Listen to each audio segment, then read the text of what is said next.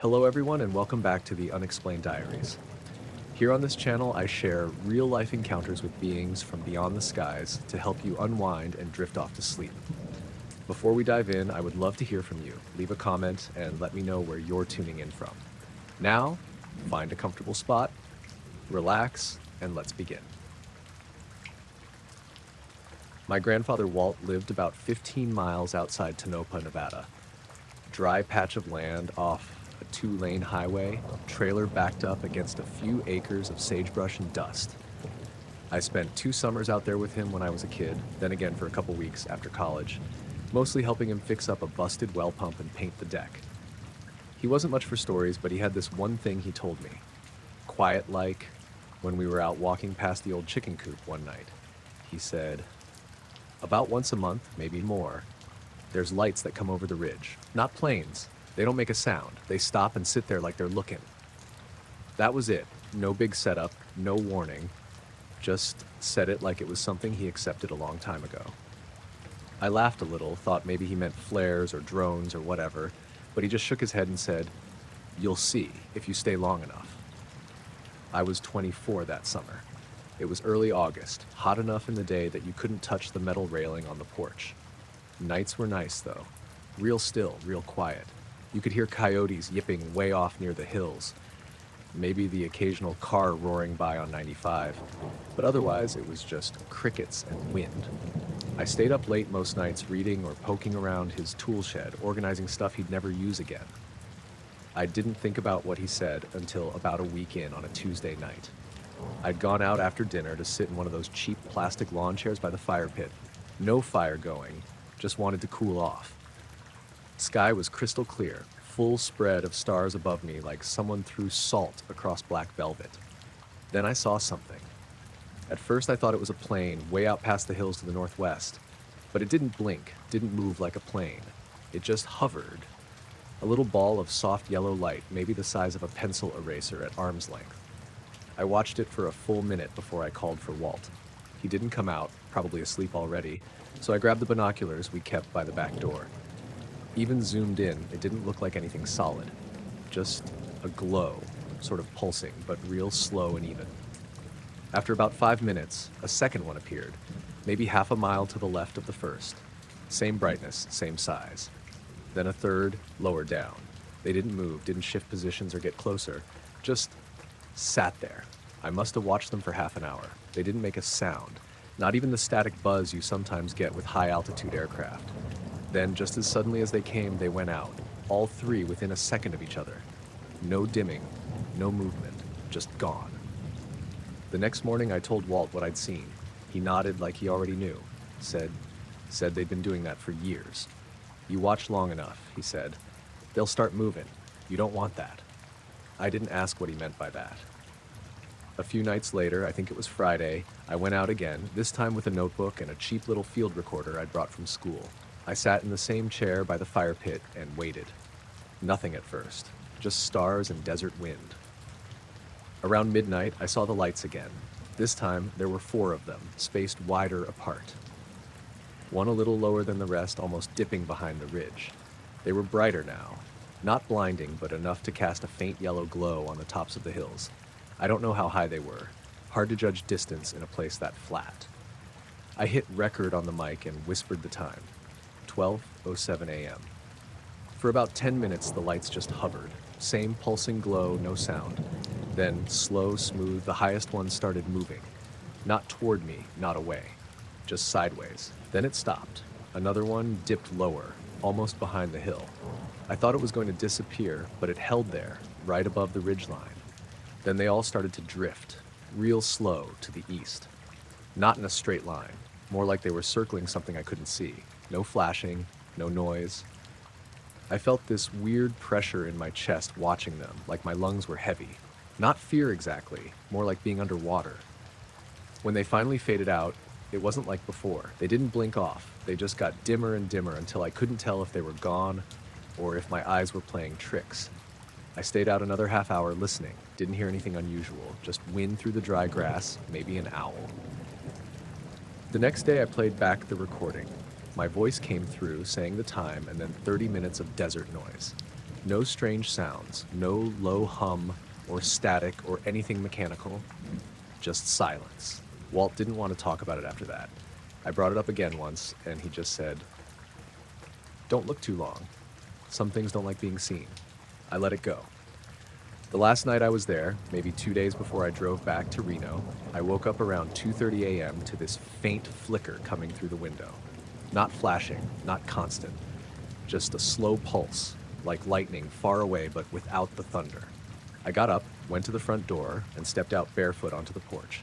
The sky was clear, stars everywhere. But the lights were back, closer this time.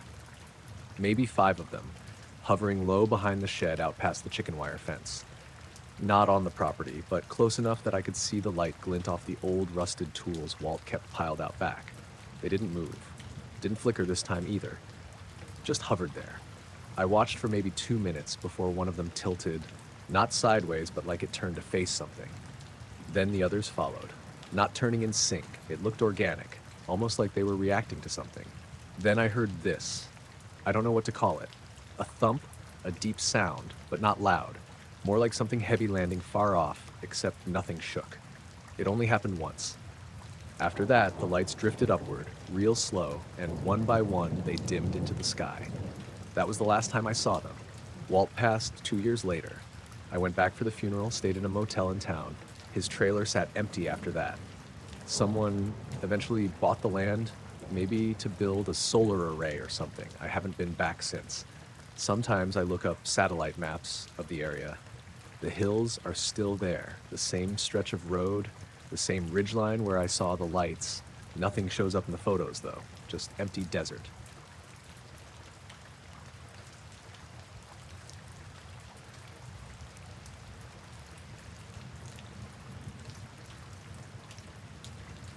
I was living alone back then, about 6 miles outside Amargosa Valley, just off Valley View Road. Middle of nowhere, basically. Closest neighbor was a retired guy named Dennis who lived about a quarter mile down the dirt track. The kind of place where you keep your windows shut when the wind kicks up because the dust gets in everything. It was quiet though, too quiet, sometimes. My house was this old single wide on cinder blocks, nothing fancy. I'd moved out there after my divorce because it was cheap and I could bring my dog, Maisie. She's a mutt, mostly shepherd, maybe some lab. Sweet dog, usually pretty fearless. Chased off coyotes more than once. So it surprised me when I found her hiding in the closet one night, shaking like a leaf.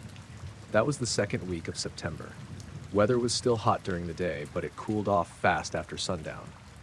I remember because I just put a fan away that morning. I'd been watching TV, something dumb, can't remember what, when I heard this low thump against the back wall of the trailer. Not loud, more like a vibration. I muted the volume, waited, and didn't hear anything else. Figured it might have been the fridge cycling or a rabbit under the porch. A couple minutes later, I noticed Maisie wasn't on the couch. She's usually right at my feet. I got up, called her name, didn't hear the jingle of her collar or anything. I checked the kitchen, then the bathroom.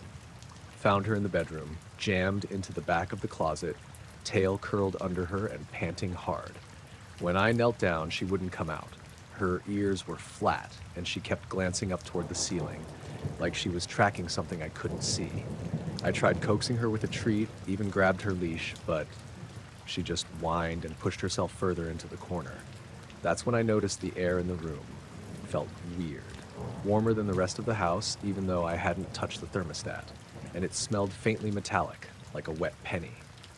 I left her there and went to the back door to check outside. It was around 9:45 p.m., no wind, dead still. When I stepped out onto the porch, I got hit with this heavy pressure, like the air had thickened, almost like humidity, but dry. My arms broke out in goosebumps, and the little hairs on my neck stood straight up. And then I heard it. A low hum, steady and deep, coming from the sky.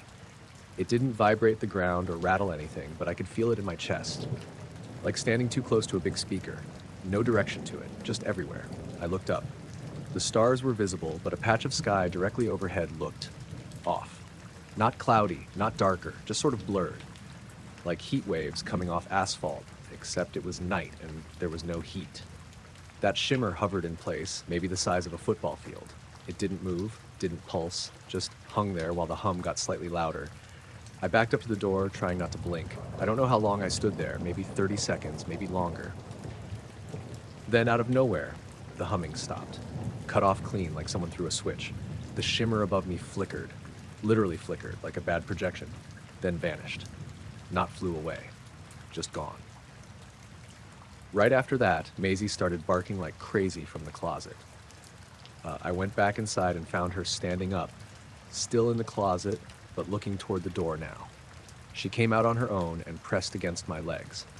I kept petting her, trying to calm her down, but she kept glancing toward the windows. I didn't sleep much that night, neither did Maisie.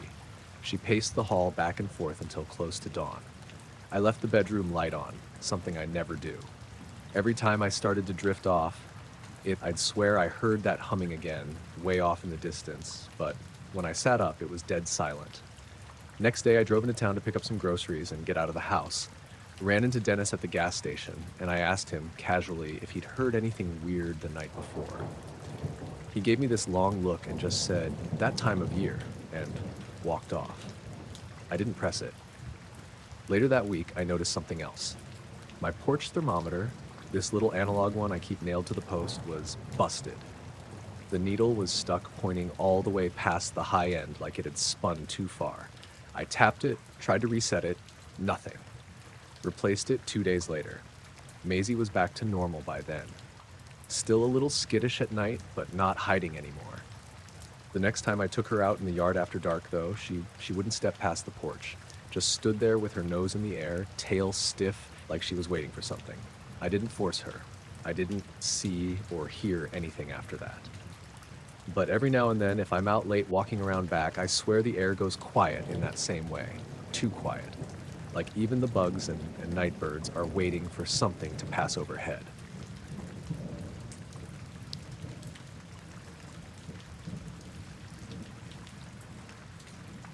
I'd had my amateur radio license about 2 years when this happened. I'm not some genius engineer. I work at a tire shop outside Lincoln, Nebraska, but I've always been into shortwave and scanning odd frequencies. Built my own rig with a Yaesu FT991A and an SDR dongle plugged into an old HP laptop. It sat in my garage along with a vertical antenna I mounted to the roof. It's just something I messed with on nights I couldn't sleep. That was most nights, to be honest. The signal showed up in late February when the weather was bouncing between snow and rain and everything felt half frozen. I was scanning around 29 megahertz, trying to pull in some skip from the west coast, when I noticed this pulsing sound right around 29.574. It wasn't voice, and it wasn't the usual Morse bursts. It came in 5 pulses, like DNNNDN, not digital, not analog. Just 5 uniform tones in a row, spaced out and maybe every 8 or 9 seconds. The pattern repeated for nearly 6 minutes. I thought maybe it was some kind of telemetry or maybe a stuck repeater, but it didn't match anything I'd heard before. I logged it, saved the SDR capture, and moved on. Next night, same time, around 2:30 a.m., the signal came back. Same pattern, same tones. I recorded again. On the third night, it changed. Still 5 pulses, but the spacing got tighter, closer to 7 seconds between sets. And the last pulse in each group stretched a little longer, just barely, like it was leaning into something. I started to get a weird feeling about it. I don't know how to describe it. The way you feel when you know someone's watching you even though you're alone. I kept looking out the garage windows. It was dead quiet outside, just frozen grass and the sound of wind through the eaves. I made a new folder on my laptop for the files and labeled it 29574 or odd. I copied all 3 recordings into it and backed them up on a USB stick, just in case. That night, I posted the spectrogram image and a clip of the audio to a ham radio forum. Just asked if anyone else had heard something like it. A guy from Oregon replied maybe an hour later, said he'd caught the same tones on 29.577 the night before, but only for 2 minutes. I asked him for a recording, he said he'd check. He never replied again. On the 4th night, I stayed up and set the recorder to auto capture. I didn't hear anything at 2:30 or 3. I gave up and went inside around 3:45. Nothing happened. At 4:07 a.m., the rig turned on by itself. I know that sounds impossible. I'd shut the software, exited the interface, but I saw it in the logs later. It powered up, tuned to 29.574 oitint, and started recording. The signal lasted 14 minutes. It had changed again. Still 5 tones, but they'd lost their sharp edges. More organic somehow. The pulses were closer together now, almost overlapping, like breathing. The next morning, when I checked the laptop, the SDR program was still open. The timestamp was right there in the session logs. Capture start 0473. The folder was empty, not even an empty file shell. I figured I'd somehow saved it elsewhere by accident. I checked the main drive, my backup stick, the recycle bin. Nothing. When I went back to the garage after work that night, the folder I'd made, the one called 29574 odd, was gone. Gone. Just like it had never existed. I checked the system restore point. No record of deletion. I ran recovery software. It pulled up some old Excel docs I hadn't touched in months, but not one trace of any wave or FLAC files from the last week. I unplugged the laptop and left it sitting on the floor. The next night, I used a separate recorder, an old Tascam handheld I'd used back in college. I set it to record straight from the speaker and ran the radio on battery. I didn't want anything connected to the laptop. At 2:38 a.m., the signal came through. I was in the garage with the door open to the backyard, wrapped in a blanket. Wind was coming in light from the northwest. The sky was clear, stars out, Orion straight overhead. The Tascam recorded 10 minutes of signal before it stopped. Just stopped. Battery was fine. The display said rec, but the file it saved was 0 bytes. Not corrupted, just empty. That's when I started hearing the tone outside. Not from the speaker, from the air. It was faint, but it had that same pulsing rhythm. 5 notes. Soft. From the direction of the soybean fields behind my fence. Like it was playing just over the ridge behind the trees. I stood in the grass and held my breath. It wasn't wind, it wasn't crickets. There was frost on the shed and on the grass under my slippers. I walked maybe 10 steps out into the yard, and the pulsing faded. I waited. It came back. Closer. I went back inside. The next morning, my radio was detuned. The dial showed 29.574 but the waterfall was empty, just static. I reset the device, reconnected the SDR, and scanned the entire 10-meter band. Nothing. I posted on the forum again. The original post was gone.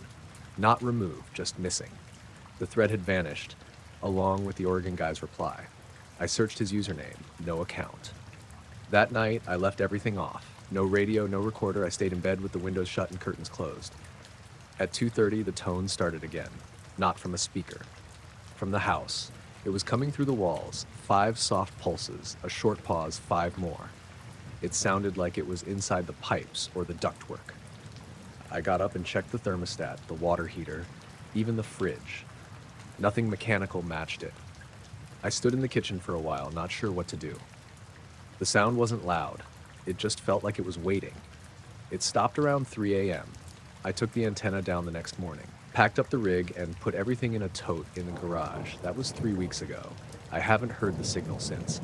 But every night around 2:30, my laptop wakes itself up. The screen stays black, but the fan kicks on. Just for a minute, then it powers back down.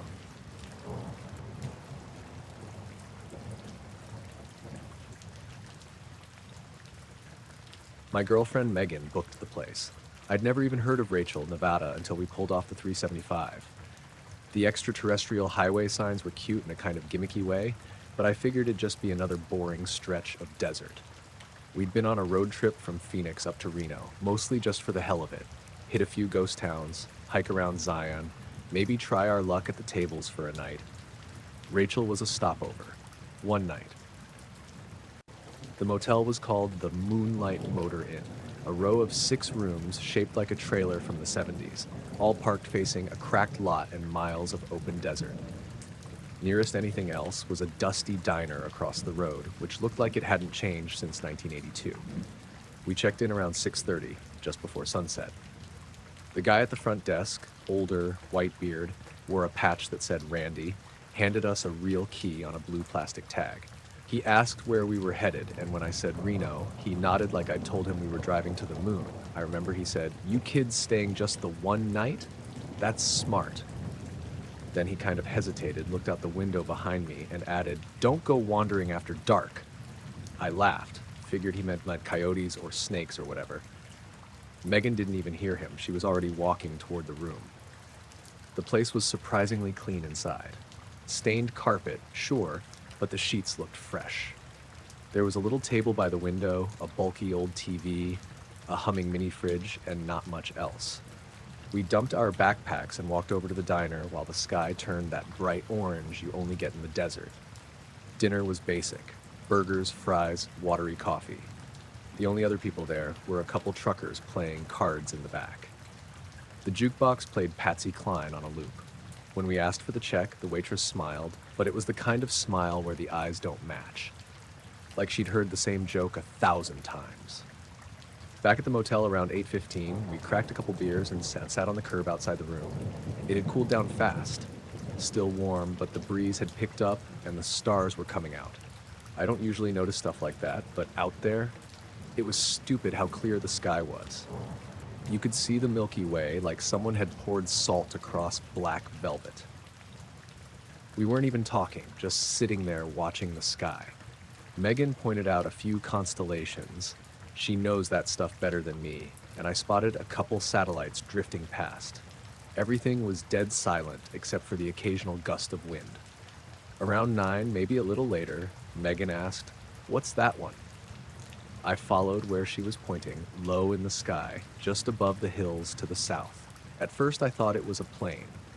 Just a bright white light, steady, no blinking. It wasn't moving, not fast anyway. I said probably some aircraft from the base. I was mostly guessing. We weren't far from Groom Lake, so it made sense. But it didn't move. Not for a long time. I kept expecting it to drift like the others, or blink or shift color, but it just hung there, perfectly still. Megan thought maybe it was a star, but it wasn't in any of the usual spots, and it wasn't twinkling. Then it started to rise. Not diagonally like a plane taking off, just straight up. Smooth, controlled, too fast for a balloon or drone. Maybe a few hundred feet, maybe more. Hard to tell with no point of reference. We both stood up. Megan was squinting. I remember her saying, "That's not right." Then it split. 1 second, it was a single white dot. The next, there were two, side by side, about a thumb's width apart if you held your hand up to the sky. No flash, no flare, just a clean separation. The second light hadn't moved into view. It had come from the first. We stood there frozen, not sure what we were even looking at. Both lights hovered for maybe 10 seconds. Then, and this is the part that still messes with me, they blinked out.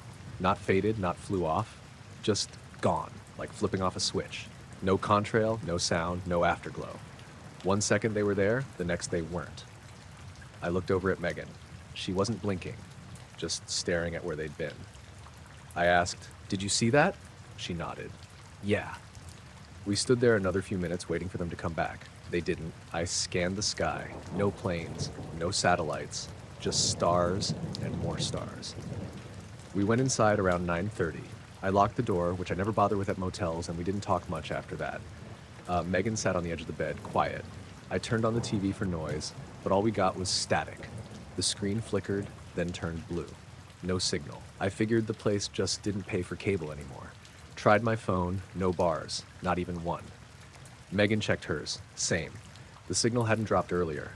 I'd gotten texts from my brother when we were at the diner. We left the TV on anyway, just for the light. Around 1 a.m., Megan woke me up. She was standing by the window. I asked what was wrong and she whispered, "Something's out there." I got up and looked. Nothing but dark desert and the faint outline of the hills. The security light above our room was flickering, but it had been doing that earlier too. Then I saw it. Not in the sky, on the ground, way out past the lot, maybe 100 yards into the scrub. A faint glow, like someone holding a flashlight, but the light didn't spread. It just sat there, perfectly round, maybe the size of a softball. Megan said, "It's moving." And it was, drifting, slowly, just above the ground. No beam, no footsteps, just a silent white sphere gliding left to right in a straight line. Then it stopped, hovered. I shut the curtain. We didn't sleep. Just sat there in the blue TV light, not saying much. At some point the signal came back and a news anchor's voice filled the room, but I didn't pay attention to what he was saying. By morning, everything looked normal. Sky was pale blue. The diner had fresh coffee. The same two truckers were still there, playing cards like they hadn't moved. We checked out around 8. Randy was gone. Some woman in her 40s sat at the desk and gave us a polite smile like we'd never met before. As we pulled out of the lot, I looked back. Nothing in the sky, nothing in the hills. But the TV signal stayed strong the rest of the trip, and the stars never looked that clear again.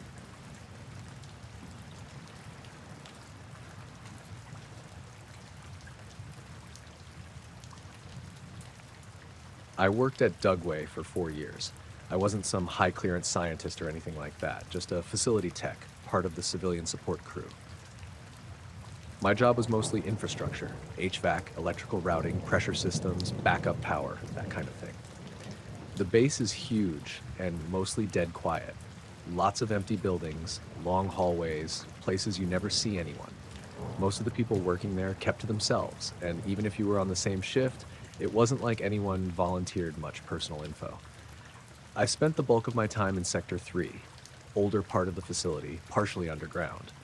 Concrete corridors, reinforced doors, no windows. It wasn't classified, technically. We were told it was a backup command area in case of major infrastructure failure above ground. But I only ever saw 1 or 2 guys actually using the comms room. There were never drills. There was something weird about Sector 3, though. Every night, somewhere around 200, there'd be this low thump. Not loud, not enough to shake anything, but deep, felt more than heard. I used to call it the pulse. First time I noticed it, I was alone in the sub-level hallway, checking coolant lines for one of the old generator panels. It was completely silent down there. No humming vents, no echo. I was crouched with a flashlight in my mouth when I felt it. Just a single slow thud, like someone dropped a 100-pound weight a couple floors down. Not sharp, not violent, just this heavy, deliberate pressure. I stood up and waited. Nothing followed. I figured it was maybe seismic. The base is in the desert or something with the plumbing. But then it happened again the next night. Same time. I started keeping track. Over the next 2 weeks, I made sure to be in the same hallway during that Euro 200 window. The pulse happened every single night. Always one single thud. Sometimes it was fainter, sometimes stronger. Once it came twice in a row, about 10 seconds apart. It didn't feel like machinery. I know the difference. Pumps cycle. Generators hum. Compressors click in and out. This was different. It felt organic, like a breath or a heartbeat. I asked around a little, carefully. The guy I was replacing, Don Merritt, had been there 6 years before he transferred out to Sandia. I emailed him and asked, off the record, if he'd ever noticed anything strange in Sector 3 at night. He replied with one line, "Stay out of the lower corridor behind panel 17. That was it. No explanation, no follow-up. Thing is, there was a narrow hallway behind panel 17. I'd walked past it dozens of times, but never had reason to go down there. It wasn't on my route. The panel itself was just old electrical, junction box with conduit running up and across. The hallway behind it wasn't lit. The next night I brought a thermal sensor with me, just handheld, nothing fancy. Figured if something was producing that kind of energy, or pressure, or whatever, maybe it had a heat signature. At a 1:58, I was standing at the mouth of the panel 17 corridor, sensor powered on. It was cold down there. Usually stayed around 66 to 68 degrees Fahrenheit, but the hallway was 60 and dropping. No moving air. Then, right on time, the pulse hit. The sensor didn't spike, exactly, it rippled. Like something big shifted below the floor, radiating a temperature difference in a ring pattern. I watched the center go cold, 56, 54, 52, then warm again. It was like a wave passed through the concrete. And then at the very edge of the sensor's range, about 20 feet down the corridor, I saw movement. Just a flicker, a shift in the heat signature. No shape, no form. Just a dip in the cold pattern. Like something stepped across the floor and blocked the ambient chill for half a second. I stood there a long time, not breathing. Nothing else moved. After about a minute, I backed away and went back to the main corridor. I didn't report anything. Who would I tell? The people who would care already knew. A week later, I had to replace a pressure regulator that fed coolant to that same junction box. It meant cutting flow, depressurizing the line, removing the old valve, and swapping in the new one. It should have taken 30 minutes tops. As I was tightening the lower coupling, I felt the pulse again. I checked my watch. 0143. Too early. This time, it wasn't just one. The floor pulsed again at 0146, then again at 150. My ears started ringing, a low, metallic tone like feedback from an old CRT. I stood up fast and grabbed my flashlight. There was something about the air. It was dense, heavier, like humidity but dry. I couldn't hear my own breathing clearly, like the pressure had shifted. Then I heard footsteps, not boots, not the hard clack of dress shoes, just soft, slow steps, maybe barefoot, echoing faintly down the dark hallway behind panel 17. I turned toward it, light raised. Nothing. The footsteps stopped. I waited. 5 minutes. 10. Nothing moved. The pressure in the air eased. My ears stopped ringing. I finished the job and left. I started sleeping in my truck during overnights after that. No one noticed. We barely had supervisors on the night crew, and I still logged all my maintenance. I made sure to be outside during that 0200 window. On my last month at Dugway, a new guy named Bryce got assigned to my shift. Young, sharp, probably ex-Air Force. I didn't say anything at first, but on his second week, he asked if the base had an underground lab. I asked why. He said, "Every night around 2, I feel something in the walls, like a low hum." I didn't answer. The day I left my badge and key card on the desk, as instructed. My personal locker was clean, nothing missing. But the paneling on the wall behind it, concrete and aluminum, had faint marks. Not scratches, not writing, just indentations, circular, evenly spaced, maybe 5 inches wide. Like something inside the wall had been pushing outward, slowly. No one ever mentioned it. I moved to Montana after that. Got a job in civil works. No more underground shifts, no more pulses. But sometimes, in the early morning, just as the sun's rising, I swear I feel it. In the ground beneath my feet, like something deep below is still breathing.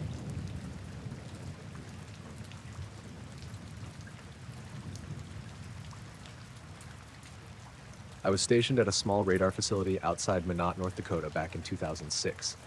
Not the main Air Force base. This was one of those satellite installations nobody really talks about. Just 3 concrete buildings, a perimeter fence, and a bunch of radio towers pointing every direction. Most nights were dead quiet. Snow half the year, wind the rest. I was 27, ex-Navy, working contract as a comms tech. The kind of job where you sit in a chair for 12 hours and maybe get up twice, just monitoring systems, checking logs, keeping everything running. 4 of us on rotation, 2 inside the ops trailer, 2 in the maintenance building. Nights were usually just me and a guy named Cole Varga. He was older, Army background, I think, quiet type. Never talked about himself unless you asked directly. The first time it happened, I didn't even notice. It was late January, around 2 a.m., and we were midway through a blizzard warning. Visibility was crap. I was logging routine static bursts on one of the long-range bands when Cole came in from his smoke break looking weird. He stood by the door, brushing snow off his jacket, and said, "You feel that?" I said, "Feel what?" He looked out the window, then glanced at the wall clock. "Never mind," he said. "Happens sometimes, usually Wednesdays." I thought he was just messing with me. Guys get bored, say weird stuff. But the next week, same shift, same time, he asked again, "You hear anything?" I said no, just the wind. He shook his head. Shouldn't even be that. He told me without looking up from his screen that every Wednesday at 2:13 a.m., the sky above the site went quiet. That was the word he used. Not dark, not empty, quiet. Like the whole thing, stars, clouds, satellites, got turned off for a few seconds. Said it started after some equipment was swapped out in late 2004. New tower, new dish. No explanation. I asked what he meant by quiet, and he said, "You'll know it when it happens." Third week, I stepped outside to check the tower lights like I was supposed to. It was cold enough to freeze the hair inside your nose, so I didn't linger. But just as I turned back toward the door, I realized the wind had stopped. Like, completely. I looked up, the stars were gone. All of them, no clouds, no haze, just black. It wasn't overcast, it was like someone put a lid over the sky. I held my breath, listening. No hum from the towers, no rustle from the snow-covered grass. Even the power lines weren't buzzing. Just this crushing silence, like being deep underwater. It lasted maybe 5 or 6 seconds. Then everything came back. Wind hit my face, antennas whined. A few stars reappeared. I went back inside. Cole didn't say anything at first. Then he looked up from his coffee and said, "See what I mean?" I didn't know what to say. I told him maybe it was cloud cover. He laughed once and said, "Clouds don't kill EM bleed, not like that." The next few weeks, I started checking the time. I'd go outside around 2:10 every Wednesday just to see, and it happened. Not always the same, but close enough. Once, all the exterior lights dimmed like a brownout, but only for a few seconds. Another time, I saw a shape, long and flat, blocking out the stars directly above the far tower. No sound, no movement, then gone. By March, I started noticing other things. One night, the seismic sensors we had buried behind the generator shed registered 3 massive pressure spikes, like something enormous passed overhead at low altitude. Nothing visual, just that same dead silence and then a return to normal. Cole marked the logs like usual, but didn't flag it. He said, "Command doesn't want it flagged." I asked who told him that, and he just shrugged. People up the chain. April, we had a systems check scheduled during that window. Base wanted a full diagnostic of the dish relays, so we had both of us in the ops trailer watching signal returns. Right on time, 2:13, all outbound frequencies spiked into the red for about 4 seconds. Incoming dropped to 0. Just a flat line across every band. Then the screens blinked twice and reset like nothing happened. Cole leaned back in his chair, arms crossed. "That's new," he said. That same night, the backup clocks jumped forward by 3 minutes. Main clock stayed the same. GPS sync showed no error. But I watched the digital readouts change. Not slowly, not a glitch. Just straight from 214 to 217. We had to recalibrate them manually. Cole logged it, but again, no flags. The weirdest part came in late May. It was still cold, snow melting off in patches, and I'd gotten in the habit of bringing a camera out during those early morning checks. Just a basic DSLR with night mode. That night, I set it on a tripod near the eastern fence. Pointing straight up, I triggered a 10-second exposure at exactly 2:12:50 a.m.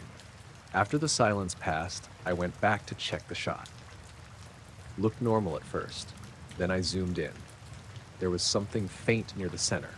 Not a dot, not a streak, more like a smudge. Like a shadow burned into the image. Long and wide and slightly curved. No lights, no definition. But it was there. I tried another shot, same angle, nothing. I showed it to Cole the next night. He stared at it for a long time and said, "You keep that off any network, just in case." June was my last month there. I'd already put in my transfer papers. I didn't tell anyone outside the site about what I'd seen. Not because I thought it was classified, but because I didn't know how to explain it. You start trying to describe silence to someone who's never heard real silence, and they just nod along. My last Wednesday shift, I went out early. Sat on the hood of the truck with a thermos and watched the sky. At 2:13, everything stopped again. Not just sound, movement, wind, insects. Even the clouds that had been slowly drifting west just paused. I looked straight up, and I swear for a second I saw it. Not the shape, but the absence. A part of the sky that didn't match the rest. Like a patch of different black, darker somehow. Then it moved, sliding west without making a sound, and the world came back online. I didn't say anything to Cole, just went back inside and finished my shift. A week later, I was in Seattle, working IT at a drone testing facility. Nothing strange ever happened there. I still have the photo. Kept it on a USB drive, never uploaded. The camera's long gone. I don't show it to people, it doesn't prove anything, just a blur against a black sky. But every once in a while, when I wake up around 2 in the morning, I step outside and look up, and I listen.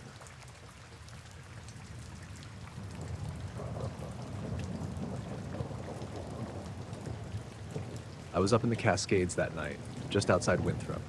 Dry air, no moon, hardly a wisp of cloud. I'd taken the week off from work and brought my old Canon up to this pull-off spot about 10 minutes up Forest Road 37. I'd been there before.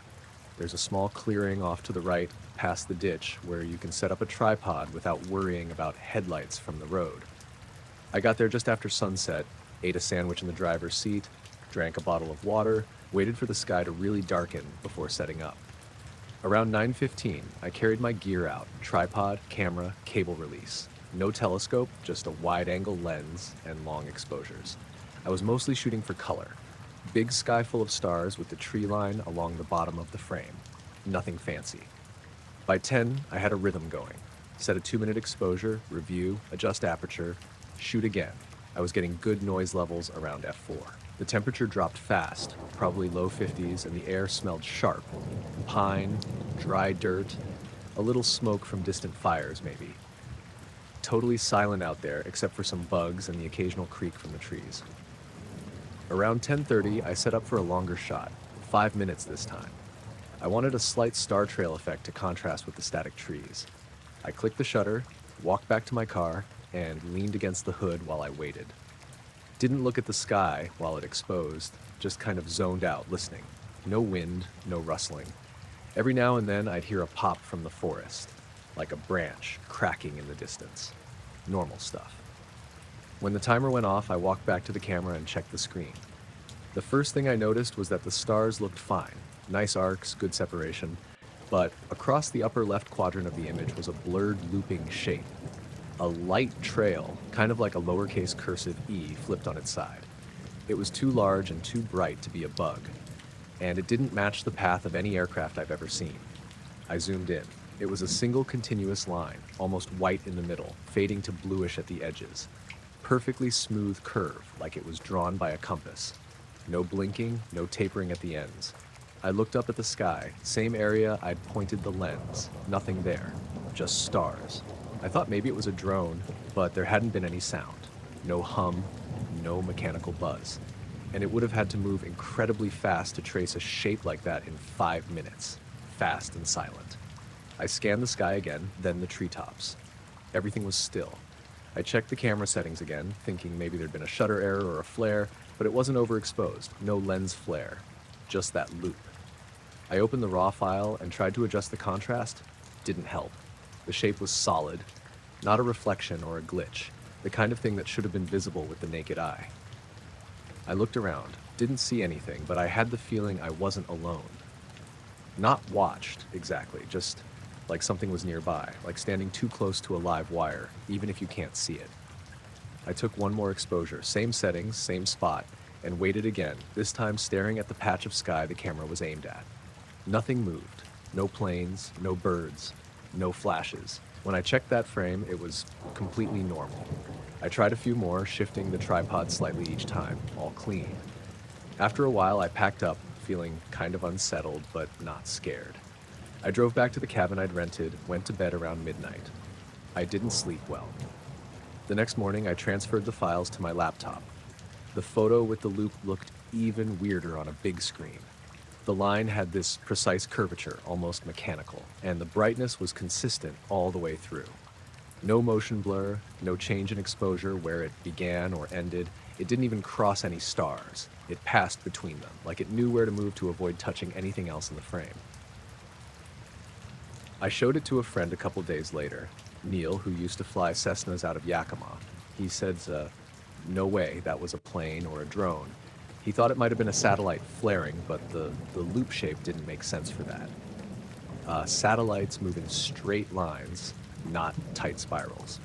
I didn't tell anyone else for a while. Eventually, I posted the photo to a photography forum. Got a few comments about possible lens defects or meteors, but nothing really explained it. One guy said maybe it was ball lightning. Another said it was probably nothing, but it didn't feel like nothing. Not when I was standing there. Not when the forest felt like it had gone completely still for those 5 minutes. I've gone back to that spot since then. Twice. Same setup, same gear, same time of night. Never caught anything like that again. Every frame has been clean. I even brought a sound recorder once, left it running for an hour, picked up owls, wind, a coyote maybe. No weird tones, no EMF spikes, nothing unusual. That photo's still on my desktop. I've tried enhancing it, adjusting levels, applying filters. Just makes it look more artificial, like I added the shape in post, which I didn't. It's embedded right there in the raw data. Same as the stars. Same pixel values.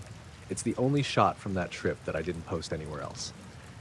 I kept it to myself mostly. Every once in a while I'll stare at it again, just trying to remember if I missed something obvious that night. But I didn't. There was nothing in the sky. Nothing I could see anyway.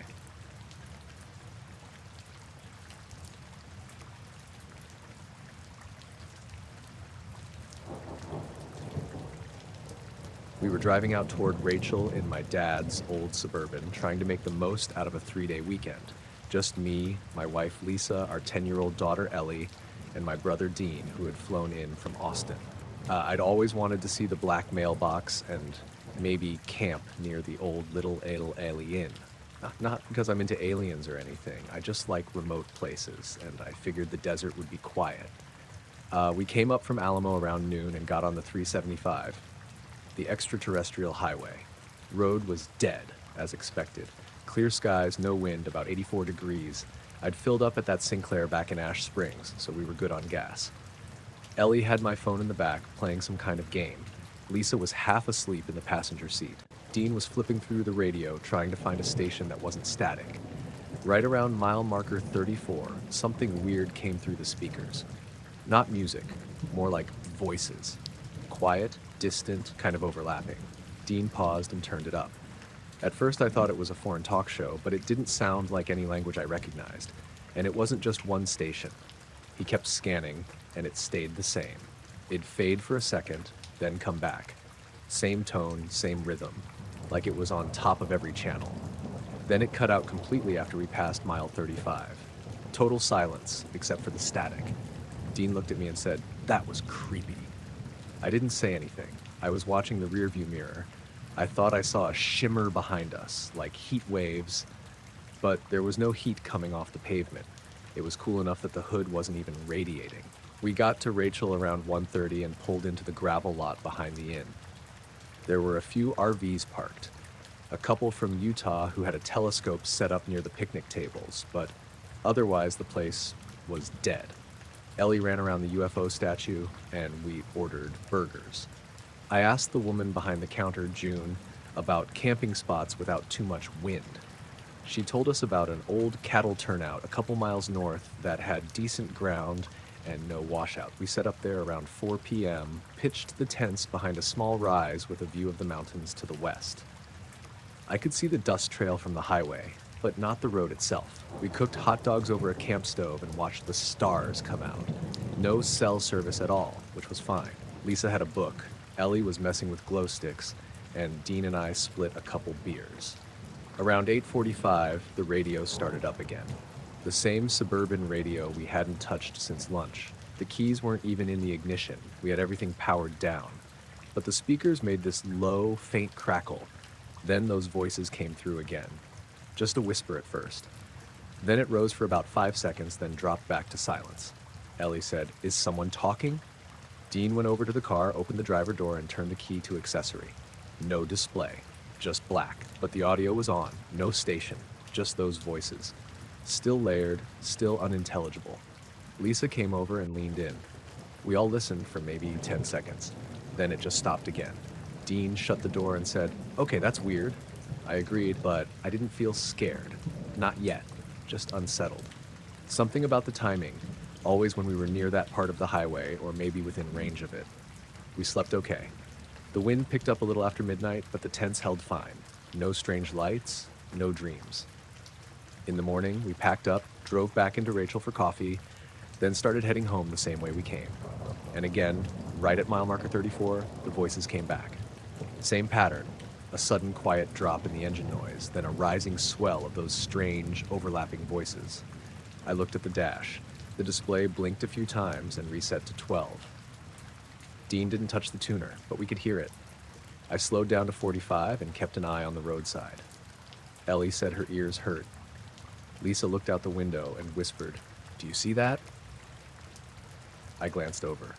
About 100 yards out into the desert, there was something dark and narrow sticking up from the sand. I thought it was a pole at first, like a fence post, but it had no shadow. The sun was behind it, low and sharp, and it cast no shadow at all. Dean tried to take a photo, but the screen on his phone stayed black. He hit the button a few times and gave up. Then, as we passed mile marker 35, the voices dropped out again. Silence. The display came back. Lisa leaned back in her seat without saying anything. Ellie started to cry.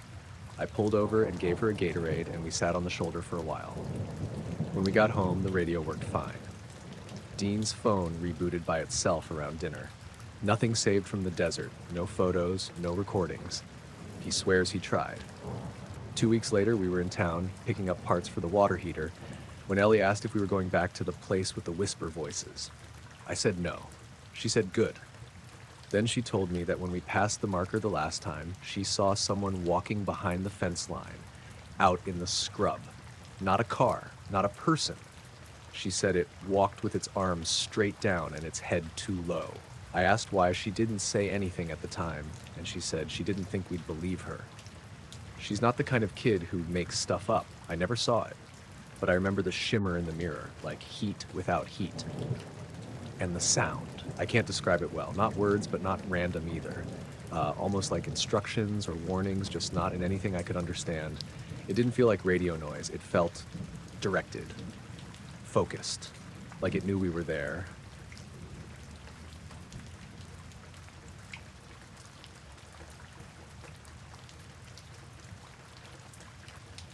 Pulled off I-90 just past Missoula, eastbound.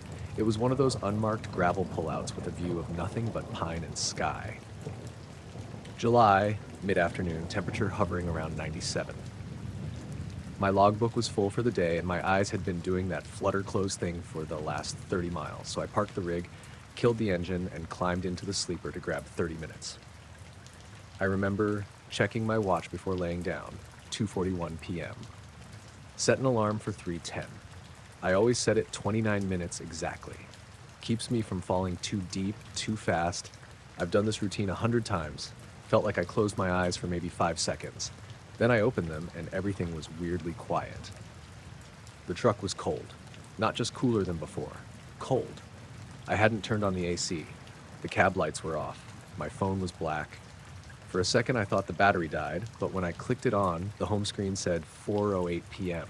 That didn't make sense. My alarm never went off and I never sleep longer than 30. I checked my wristwatch. Same time, 4:08. Exactly 1 hour and 27 minutes gone. Still half asleep, I thought maybe I'd made a mistake. Maybe I forgot to set the alarm or dismissed it in my sleep. But I sat there staring at my phone like it owed me an explanation. I couldn't shake the feeling something was off, like waking up in a room you don't recognize, even though it's yours. Then I noticed the smell. Not bad exactly, not like smoke or gas, just this sharp metallic tang in the air like the inside of a brand new radiator. And the cab lights still wouldn't come on. I tried the overhead and the dome, nothing. Battery indicator was fine. Engine turned over normally. I got out to stretch my legs, thinking I must have been more exhausted than I realized. The sun was lower than I expected. Sky, that kind of orange pink you only get in Montana. I walked around the rig once just to be sure everything looked right. Trailer doors still locked, tires fine, no signs of anything tampered with, but I kept feeling watched. I know how that sounds, but you spend enough time on the road, alone, in middle of nowhere spots. You learn to trust your gut, that tight feeling at the back of your neck, that pause before turning your back to the trees. I scanned the tree line, maybe 30 yards back from the gravel shoulder. It was dense, mostly pine with some scrub sloped upward toward a ridge. Sunlight filtered through but didn't really light anything. Shadows were long, flickering in the wind, except there wasn't wind. Not even a breeze. No movement in the branches. No birds. No bugs. I don't think I've ever heard Montana so quiet in July. Then I saw something move. Low, just past a deadfall, maybe knee-high. Thought it was an animal at first. A raccoon or a coyote.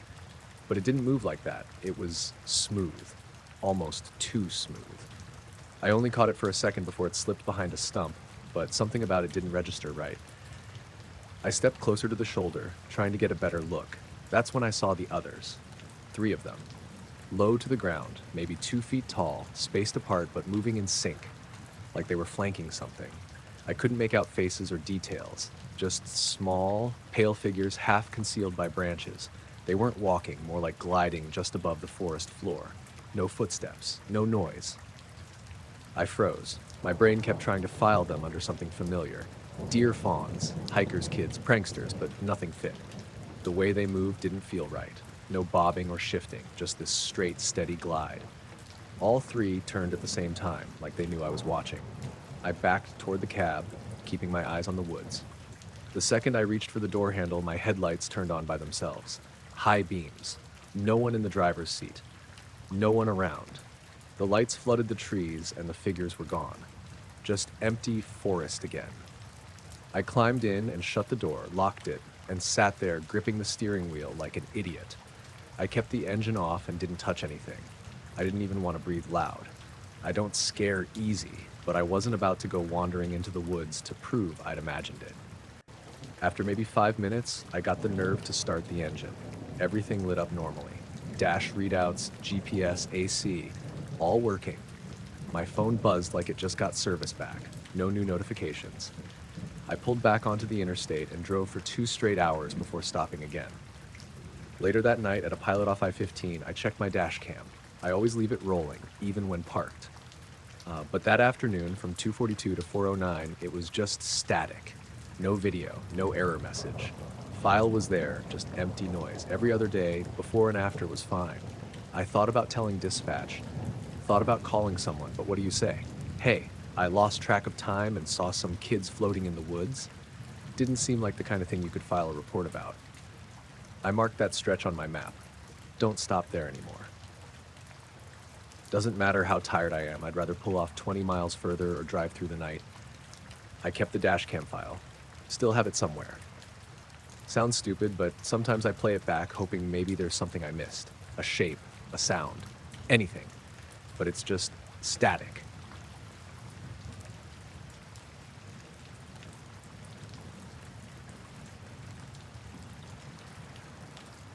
I was driving west on Highway 36 through Kansas, just past Belleville.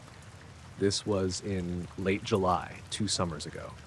I was coming back from visiting my cousin in Missouri, spur of the moment thing, and I wanted to make it back to Colorado by morning because I had a shift starting at 8 a.m. at the hospital. I'm a radiology tech, not super exciting, but I've been doing it long enough that pulling an all-nighter on a road trip didn't feel like a big deal at the time. It was just after 9 p.m. when I left. Sky was still holding a bit of pink in the west, but the air was thick and warm, one of those nights where everything feels kind of soft and slow. I had a few snacks, a Red Bull, music on low. I remember thinking how empty everything felt once I got past the last gas station in Mankato. Nothing but 2-lane road and cornfields, stretching flat in every direction. About an hour in, I saw a light behind me. Not headlights. It was way higher. At first, I thought it might be a plane, but it wasn't blinking. Just a steady white point, kind of yellowish around the edges. I watched it in the rear view for a bit. It stayed in the same spot in the mirror, like dead center, not drifting left or right, no matter how much the road curved. I thought maybe it was just an illusion, like Venus or something bright low in the sky. But it felt wrong. I kept driving. 20 minutes later, it was still there. Same size, same spot in the mirror. Not getting smaller like a plane flying away would. Not moving at all, really. I tapped the brakes to slow down and see if the light would move relative to me. It didn't. Stayed fixed in that exact slice of mirror. I rolled down the window and leaned my head out while I drove, trying to look back at it directly, but I couldn't find it with my eyes. It was only visible in the mirror. Every time I craned my neck or twisted around in my seat, it just wasn't there. But the second I looked back in the mirror, boom, there it was. Dead center. That's when I started to feel it. That slow, crawling sensation in your gut. Like your body knows something before your brain does. I turned off the music and just listened.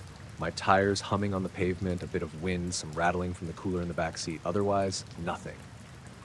I turned the mirror up to the ceiling. Couldn't stand looking at it. I kept driving. The road was empty. No taillights ahead, no headlights behind. I passed one little grain elevator with a blinking red light and a sad-looking gas station that was already closed up for the night. Then more cornfields. Then just darkness again. Somewhere outside Norton, maybe 11:30, I stopped at one of those picnic pull-offs. Just a little gravel loop with a trash bin and a metal table under a pavilion. I got out to stretch and pee. While I stood there next to the car, I tried to find the light in the sky again. This time, I saw it, faint, directly east, just hovering above the horizon line. Still not blinking, still not moving. I stared at it for a long time, probably 10 minutes. My eyes kept wanting to drift away from it, like it was hard to focus on for more than a few seconds at a time. Like it was boring? That doesn't make sense, but that's the best way I can describe it. My attention kept slipping off it even though I was trying to concentrate. I got back in the car and drove on. About 20 minutes later, I looked at the side mirror, just glanced at it out of habit, and the light was back. Now, slightly brighter, still perfectly centered, still not moving. The car started to feel smaller around me. I could hear every little squeak in the dashboard, every crackle from the tires over rough patches. The air in the cabin felt dense, like I was gaining elevation, even though the terrain was flat. I turned off the AC, rolled down the windows. That's when I noticed something else. There were no bugs. I hadn't hit a single moth or beetle or whatever in almost an hour. Normally, driving through Kansas at night in the summer, you're basically sandblasting your windshield with bugs, but mine was still clear. I turned the rearview mirror back down. The light was bigger, closer. I braked again, just slightly, and watched to see if it would shift, but it didn't. Still locked in place, like it was being projected into the mirror, not actually out there in the sky. I started saying things out loud just to hear my own voice. Stuff like, it's probably just a helicopter, or there's a tower I missed, but none of it made sense. Helicopters move. Towers don't follow you across 2 counties. I pulled off again outside of Oberlin, another rest stop, this one with a bathroom. I sat on the curb next to my car and smoked. I don't even smoke. I found an old pack in the glove box that belonged to my ex and just needed something to do with my hands. I didn't look at the sky. I couldn't bring myself to. After 15 minutes, I got back in the car. I didn't look at the mirror. I adjusted my seat so I couldn't see it even if I wanted to. I drove the rest of the way to the Colorado state line like that. Hunched down, eyes on the road, ignoring the strange weight I felt behind me. By the time I got to home, it was almost 4 in the morning. I parked in the driveway and just sat there for a long time before going inside. The sky looked normal. Light was gone, birds were chirping, a neighbor's sprinklers kicked on. I never saw it again, but for 2.5 hours it followed me. Never speeding up, never slowing down. Just hovering in that same exact spot in the mirror, like it was waiting for something.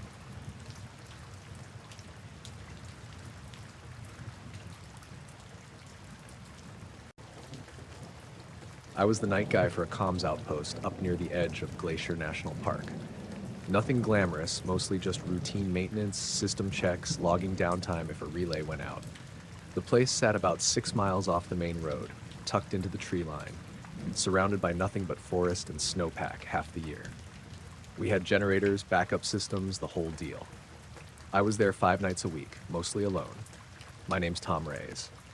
I'd been doing the job a little over a year when this happened in late October. Nights were already freezing and we'd gotten a couple early flurries, but the ground hadn't iced up too bad yet. That evening started normal.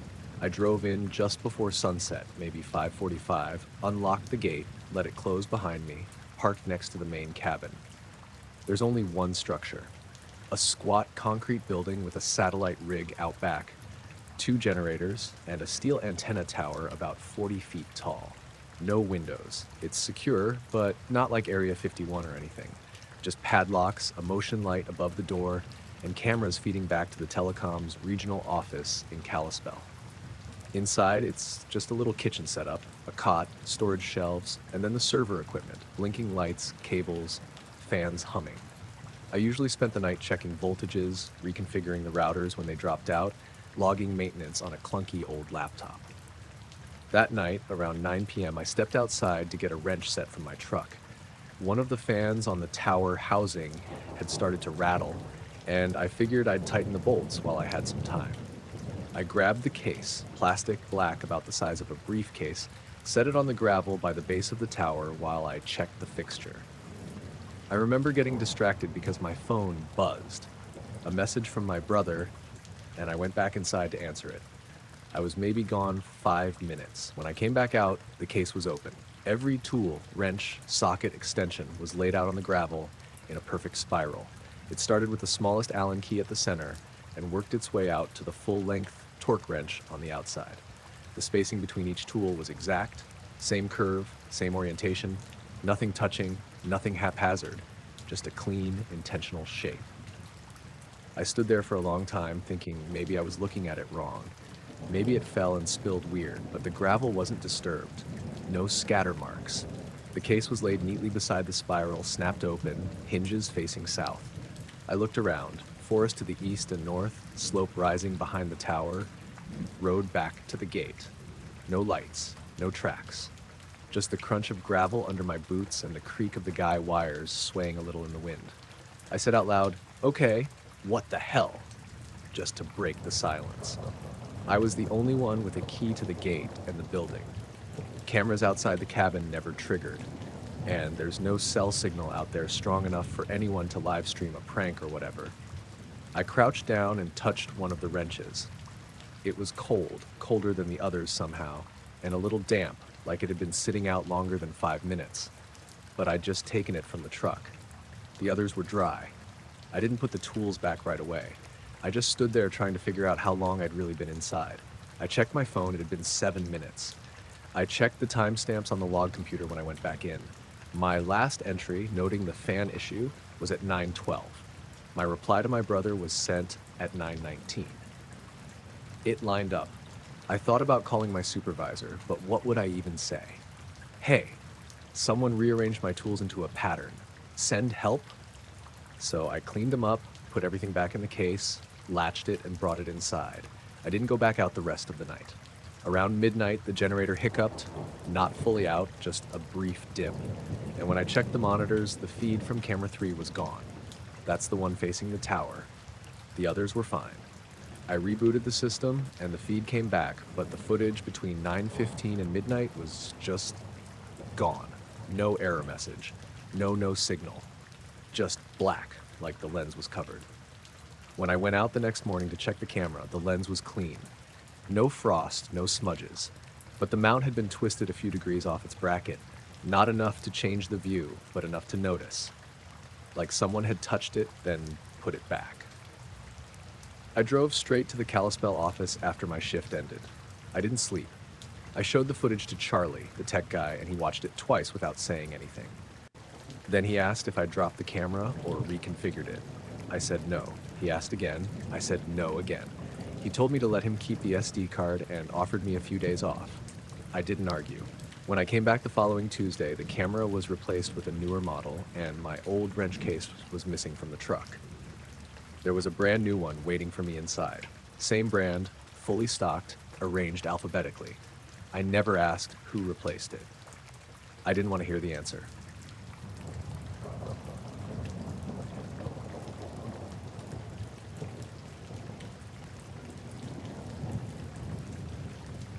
I drove past Groom Lake in late March. I wasn't trying to see anything. I'd flown into Vegas for a job interview, and instead of heading straight back to Sacramento, I decided to take the long way home through Tonopah just to get off the interstate. I like weird places, I guess. Not in the conspiracy kind of way, just the quiet, middle-of-nowhere vibe. I had a dash cam running the whole trip. One of those cheap ones from Walmart, records in 5-minute loops that saves everything to a 64-gigabyte card. I bought it mostly for insurance purposes, never had a reason to really look at the footage before. Anyway, the part that matters was late afternoon. Maybe 5:30 p.m. sun was low, but not gone. I was heading south on 375, what they call the extraterrestrial highway. I'd stopped for gas and snacks at that tiny store in Rachel, then kept driving. Not much out there, just long stretches of open desert, low ridges, barbed wire, and the occasional faded warning sign. There was this one spot, maybe 20 minutes past the turnoff, where the road gets close to the perimeter, not close enough to get in trouble, but close enough you can see the white pickup trucks sitting on the hilltops, just watching. I slowed down a little there just to look. You always hear about the camo dudes, and I figured, why not? I had time. Nothing happened. I didn't stop. Didn't get out. Just rolled by slow, maybe 30 miles an hour. I remember glancing at the hills, thinking I saw a flash of light from a windshield or maybe binoculars. It was gone fast. I kept going. Got to Tonopah around 8, got a burger, checked into a motel. That night, I plugged the dash cam into my laptop just to see if I'd caught any of those trucks in the footage. Just curious. That's when I noticed the gap. There's a 5-minute clip, timestamped 5:24 p.m., where the video looks normal. Sky's kind of golden, the desert's all flat and tan, a couple power poles passing by. Then the next clip starts at 5:29 p.m., but something's wrong.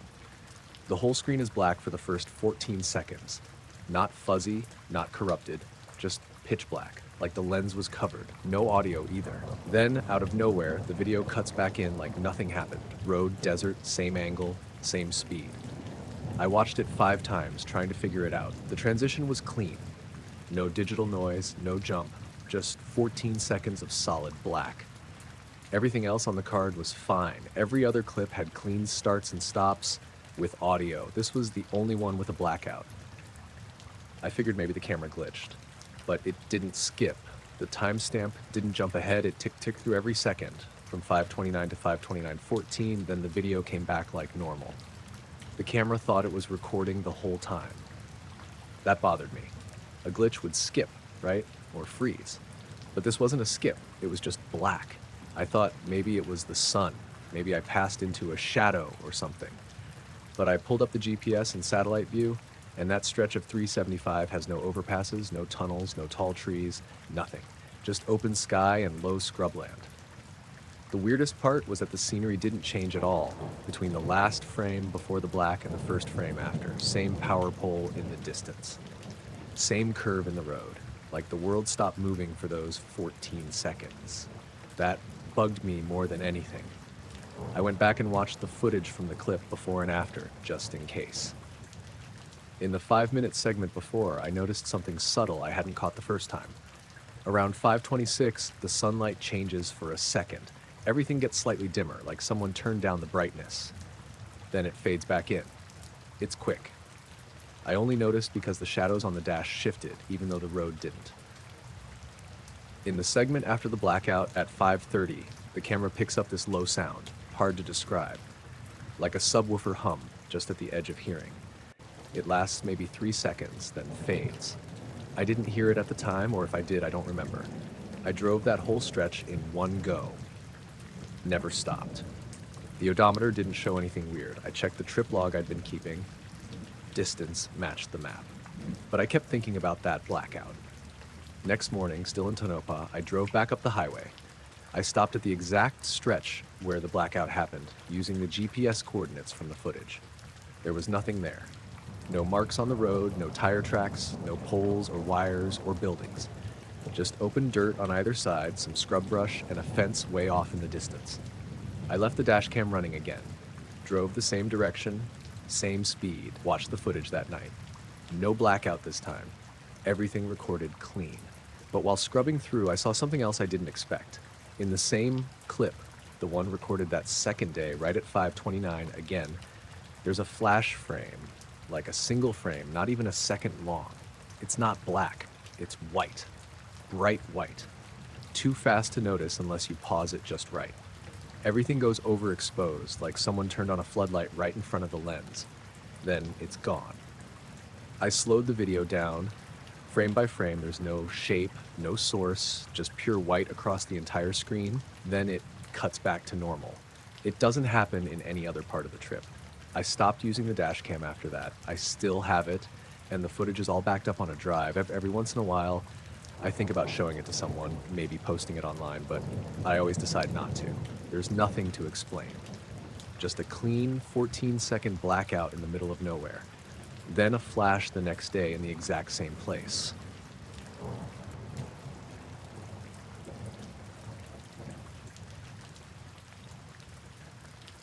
I was hiking alone near Tikaboo Peak last fall, late October. The weather was still warm during the day, but it cooled off fast after sunset. I'd gone out there to get away for a few days. No real plan besides walking, sleeping under the stars, and being somewhere quiet. I didn't go all the way up the peak since I didn't want to mess with the restricted zone too much. I just parked a little ways off Groom Road and hiked in a wide loop along the foothills to the south, staying clear of the perimeter signs. It was my second night out. I'd set up camp in a wash, cooked some instant noodles, and climbed up a nearby ridge to watch the sun go down. The view out there is insane. The desert stretches flat for miles, and the light hits it in that deep orange way where everything looks like it's flickering. I was sitting there on a rock, just watching shadows crawl across the valley floor, when I noticed something moving across the flats, maybe 8 or 9 miles out. At first, I thought it was just dust devils or mirages. The heat can play tricks on your eyes out there. But after a minute, I realized it was a convoy. Looked like trucks, 6 or 7 in a loose line. No lights on, but the sun was low enough that their shapes stood out clearly. Big, rectangular, with high backs. They moved together like military transports, the kind with canvas covers over the beds. That wasn't unusual for that area. Everyone knows what's out there, and you're bound to see some weird government stuff if you stick around long enough. I figured they were just on some patrol or maybe hauling equipment. I pulled out my binoculars and watched them for a while. That's when I noticed something was off. First, there was no dust. Nothing. The whole desert floor out there is dry as hell, and anything moving that fast, and they were fast, should have been kicking up a serious trail. But the air behind them was completely still. Second, there was no sound. It was dead quiet. I could hear the wind against the rock I was sitting on and a plane way up high, but nothing from the trucks, not even a low hum. Third, the way they moved didn't seem right. They stayed perfectly spaced. Too perfect. No corrections, no slight swerves, no variation in speed, just gliding in a clean line across uneven desert terrain like they were on tracks. But there's no road out there. I checked my topo map later, just open desert. I watched them until they reached a stretch near a dry lake bed, and then they did this weird staggered turn, one after another, like a ripple moving backward through the line. It was so fast and synchronized that I actually laughed a little. It looked choreographed. Then they vanished. I don't mean they sped away or went over a hill. I mean I blinked and they were gone. 1 second they were there, the next they weren't. I stared through the binoculars for a long time after that, scanning every inch of the valley. Nothing. No dust, no shapes, no shadows. Just empty ground. I stayed on that ridge until it got too cold, then made my way back to camp. I told myself it was some visual trick, maybe atmospheric interference or whatever, but I kept waking up through the night. Every time I closed my eyes, I'd picture that line of trucks moving like ghosts across the sand. Next morning, I packed up and started heading back toward the truck. I kept checking behind me without meaning to. I don't usually get spooked hiking solo, but something about the air that day felt wrong. Heavy, still, like being watched.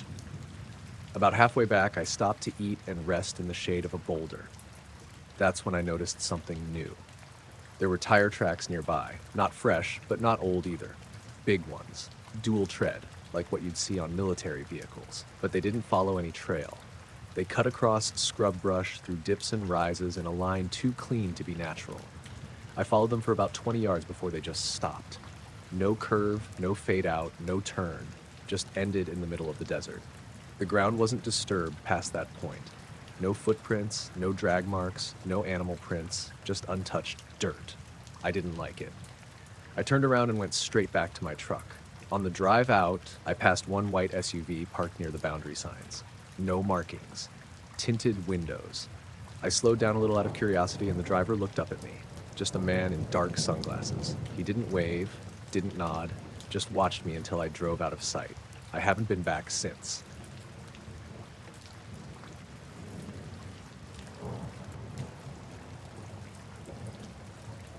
I was working the night shift for a private security company out near Fort Huachuca in southern Arizona. Nothing glamorous, just perimeter patrol and motion sensor checks for a logistics depot that leased land close to the edge of the restricted zone. The military base itself was about 2 miles to the northeast, across a low ridge that cut through the desert. They kept to their side, we kept to ours. That was the deal. This was back in 2019. My shift started at 8 p.m. and ran until 4 a.m. I did the whole thing solo most nights, just me and an old Chevy Tahoe they gave me with half-dead AC and a two-way radio that picked up more static than voices. I didn't mind. The nights were quiet. Sometimes too quiet, honestly. There were cameras set up around the outer fence, but half of them were either offline or pointed at nothing. We were supposed to do hourly check-ins by radio, but after midnight, no one really cared. I think my supervisor, Todd, slept through half his shift in the trailer office. That night, mid-June, it was hot.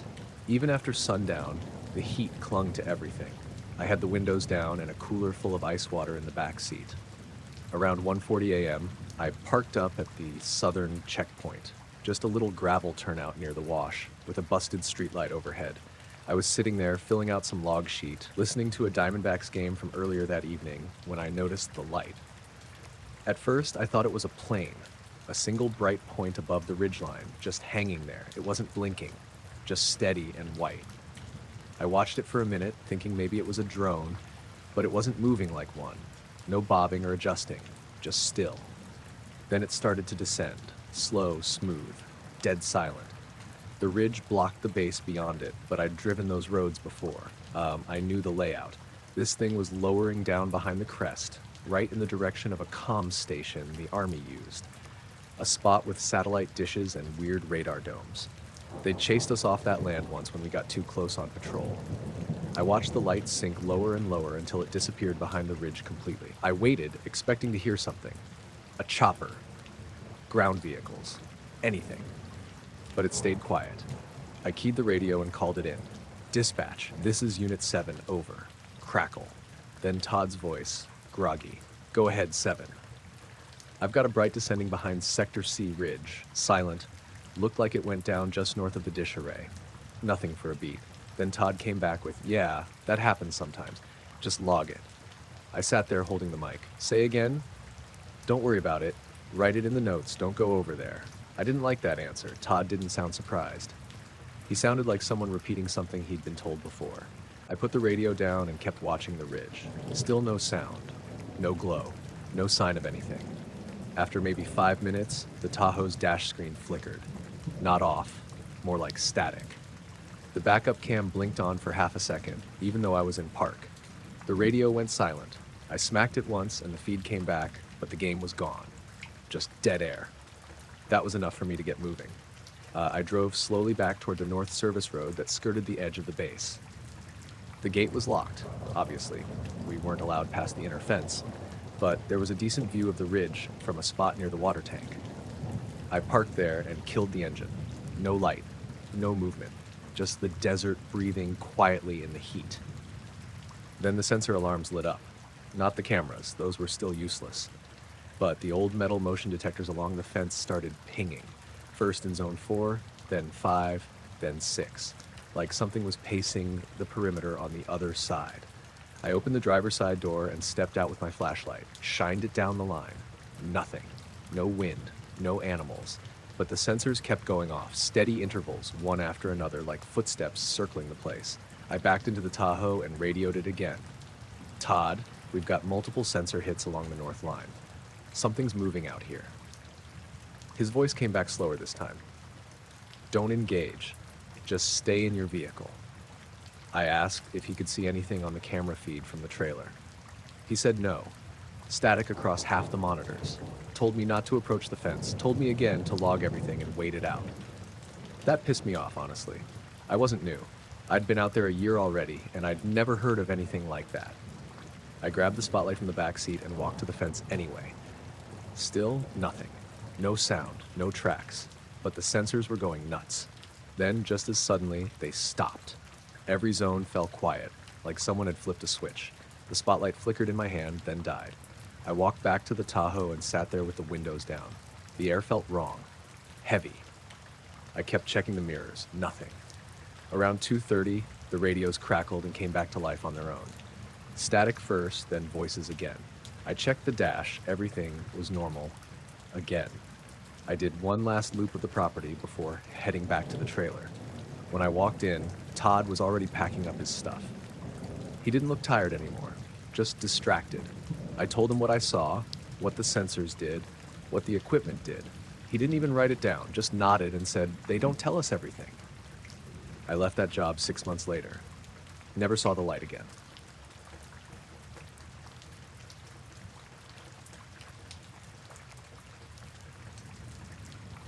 I was driving east on 375, the extraterrestrial highway, sometime around 9 at night. Not for fun, I was heading from Tonopah to Caliente to pick up a backup generator for the cell tower I maintained. Company didn't want to pay for delivery. Said if I took the work truck and kept receipts, they'd throw in overtime. I wasn't thrilled, but I liked the drive through that stretch. Usually quiet, usually nothing out there. I'd done that route a few times before. There's a long patch near Rachel where the highway curves gently between low hills, nothing but sagebrush and gravel on both sides. On clear nights, you can see the lights from Groom Lake glowing faint behind the mountains, a kind of soft haze. No towers, no blinking red beacons, just a glow. They never completely go dark. I was a few miles past the black mailbox turnoff, listening to a baseball game cutting in and out on AM. Stars were out. My headlights lit up a rabbit or two, but I hadn't passed another car in close to half an hour. I came around this bend where there's a small pull-off with a faded cattle guard, and that's when I saw it, a road I'd never seen before. It was fresh pavement, blacktop so clean it still had chalk lines along the edges. No gravel shoulder, no cracked edges, just a perfectly smooth lane, maybe 2 car widths wide, leading off the main highway and heading northwest into the hills. No signage, no markers. It wasn't on any map or GPS I had, and I knew it hadn't been there a month earlier.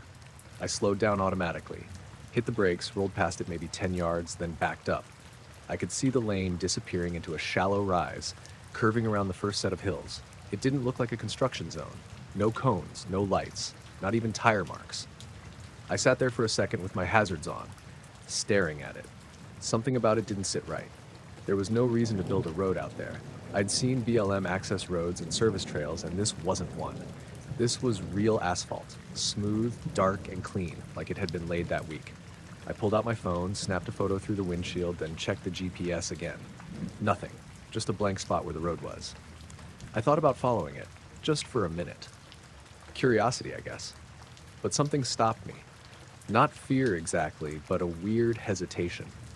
Like I'd walked into a room and couldn't remember why. Instead, I figured I'd loop around and come back. Maybe I was tired and seeing things wrong. Maybe there was some kind of reflection making it look newer than it was. I checked my mirrors, turned around slowly, and headed back the direction I'd come, maybe half a mile, then circled back.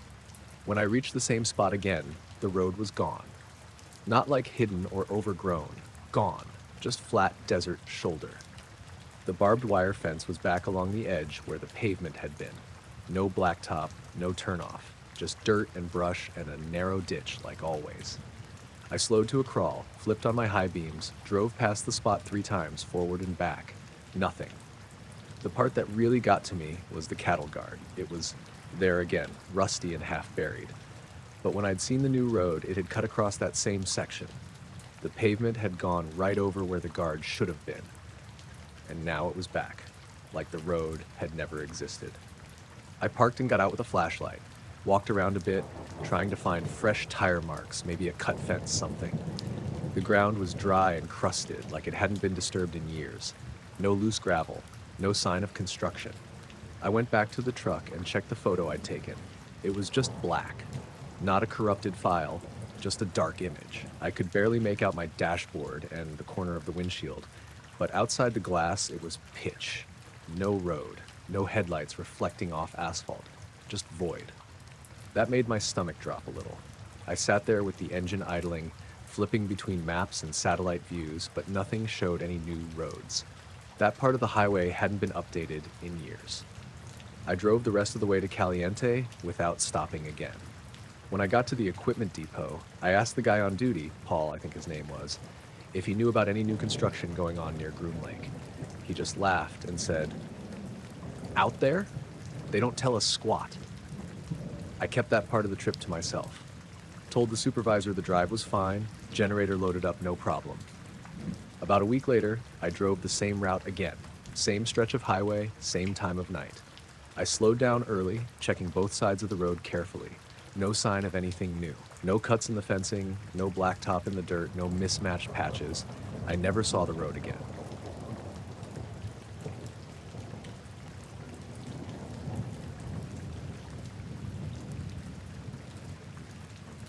I was out behind the house around midnight, same as most clear nights that year.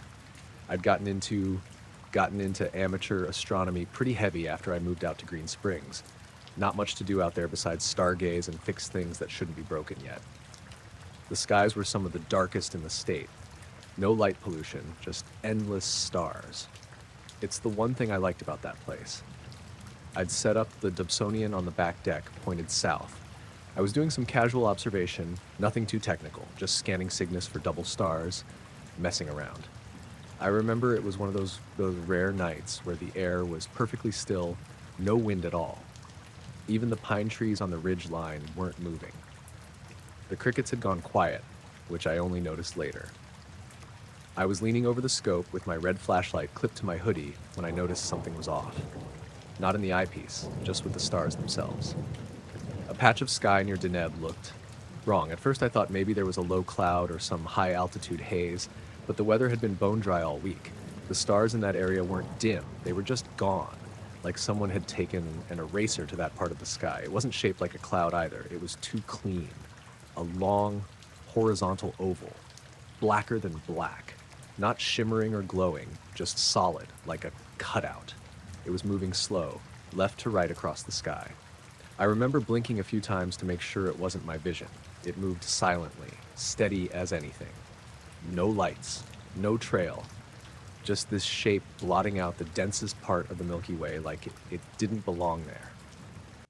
I stepped away from the scope and stood at the edge of the deck to get a better view with the naked eye. Whatever it was, it didn't reflect anything. Not starlight, not ambient light from the horizon. It was like looking at a hole in space. I watched it for maybe 30 seconds before I realized I was holding my breath. It felt wrong, somehow. Not scary, exactly. More like a pressure in my chest, like my body wanted to freeze up even though nothing was happening. Then the shape paused. Mid-glide, it just stopped. That's when I noticed how quiet everything was. No insects, no rustling, no distant barking from the houses down the slope. Just this blanket of silence and the weird hum in my ears, like I'd stood up too fast. The blackout shape hovered there for another 10 seconds or so, then shifted. Not forward, down. The way it moved wasn't right. It didn't descend like a plane or a balloon. It just repositioned, instantly, but not abruptly. Like the space it was in changed, not the object itself. That's the only way I can describe it. It stayed low for maybe 5 more seconds, then started gliding again, but this time toward me, slowly, still silent. No wind, no displacement. I remember backing up until I was standing inside the doorframe of the kitchen, still staring at it through the screen. I could see it moving above the ridge, blotting out more stars as it passed. Big. Maybe football field size, but it was hard to tell with no lights or structure to go by. Just a moving shadow. Maisie, my neighbor's dog, started barking 2 houses over. Then she went quiet mid-bark. Not like she stopped, like something cut her off. The power went out a few seconds after that. I heard the fridge click off behind me and the porch light died. I was in complete darkness except for the stars. I remember stepping out again slowly, eyes adjusted now, and the thing was right above me. No lights. No detail. Just a void blotting out half the sky. It wasn't directly overhead, off to the right, maybe 100 feet up, lower than any plane had business being. Still no sound, still no wind. I stood there, frozen, for what felt like a full minute. Then it moved again.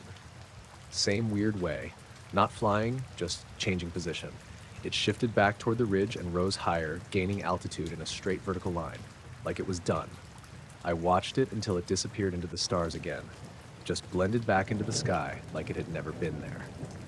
A few seconds later, the porch light flicked back on. The fridge hummed. Crickets started chirping again, all at once. I stood there another few minutes, then locked everything up and went to bed without brushing my teeth.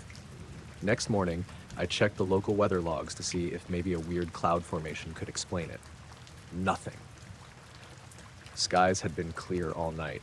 I even pulled the footage from my trail camera, but it only caught static between 12:02 and 12:11 a.m. I didn't go out again for a week. When I finally did, I couldn't bring myself to look up.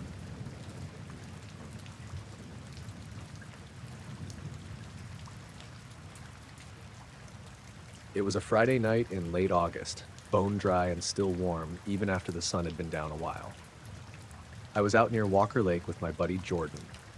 We'd driven up from Hawthorne after dinner to do some night fishing, not at the lake itself, but at this little side pond that sits in the old floodplain just south of it. It's technically part of a dry lake bed now. Most years it's nothing but cracked mud and weeds, but with the snowmelt runoff that spring, it held enough water to stock a few browns. We got there a little after 9 p.m.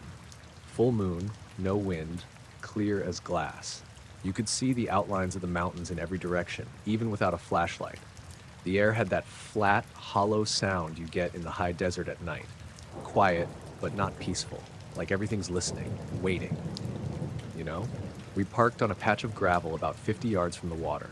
Just a wide, shallow pool ringed with saltbush and tumbleweeds. Not exactly scenic, but the fish were biting, and that's all we cared about. Jordan set up a little folding table with snacks and beer. I got the rods ready. We weren't planning to stay long, maybe until midnight, max. First hour was normal. Caught a couple small ones, let them go. Talked about nothing. I remember there was a weird smell in the air at one point, kind of like burnt dust or hot plastic, but I didn't think much of it. That area is not far from the old army depot, and sometimes you get a whiff of something chemical when the wind shifts. Around 10:45, Jordan lit a cigarette and pointed at the sky behind me. "Hey," he said, "what are those?" I turned, expecting maybe a plane or a satellite. Instead, I saw 5 white lights, perfectly round, perfectly still. They were lined up in a horizontal row, evenly spaced, just hanging there in the western sky. They didn't blink, they didn't move. No sound, just 5 clean dots, like someone had poked holes in the dark. At first, I thought they might be flares, but they weren't drifting. No smoke trails, no flicker, and they were too high for that. Higher than any helicopter would hover, but not as high as a satellite. Just this low, quiet shelf of sky above the mountains. We watched for a minute, maybe more. They didn't change. I checked my phone, no service out there, which wasn't unusual, and tried to take a picture, but the screen stayed black like the camera wouldn't load. Then, without warning, the one on the far left went out. Not like it faded, just blink. Gone. About 3 seconds later, the next one winked out. Then the third, then the fourth, all with that same pause in between. When the last light disappeared, the sky looked exactly as it had before. No trails, no afterglow, nothing. Like they'd never been there. Neither of us said anything right away. I think we were both waiting for the logical explanation to kick in, like maybe a plane turned or lights got blocked by clouds. But there were no clouds and nothing moved. After a few minutes, Jordan broke the silence. "That wasn't normal," he said. I agreed. We packed up not long after that. I don't think we even talked about it again until we were halfway back to town. Thing is, the weirdness didn't end there. Back in the car, I noticed the dashboard clock said 12:32 a.m. That made sense. We'd been out a while. But when I checked my watch, it still said 11:07. The second hand was ticking, but the time was wrong.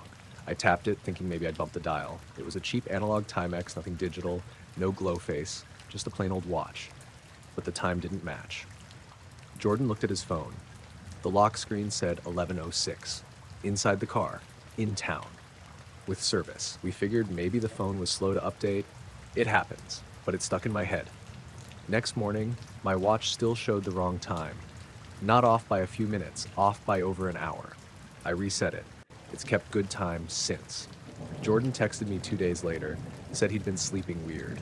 Not nightmares, just waking up feeling like he hadn't really slept. I'd been feeling the same way, but hadn't thought to mention it. We didn't go fishing again after that. Not for a while anyway, and not near Walker Lake. There's just something off about that place, especially at night. That whole stretch between Hawthorne and Fallon has a long, flat sky and too much empty space. It feels like the kind of place where things can show up, things that aren't supposed to, and no one would ever know.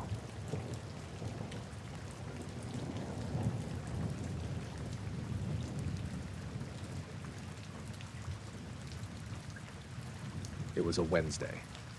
Late April, cool but dry. I remember because I'd just gotten off a string of night shifts and finally had a few days where I didn't owe anyone my time. I drove out to the Kaibab Plateau, north rim side of the Grand Canyon. It's quieter up there, no crowds, just tall pines, big sky, and the feeling like you've stepped outside the rest of the world.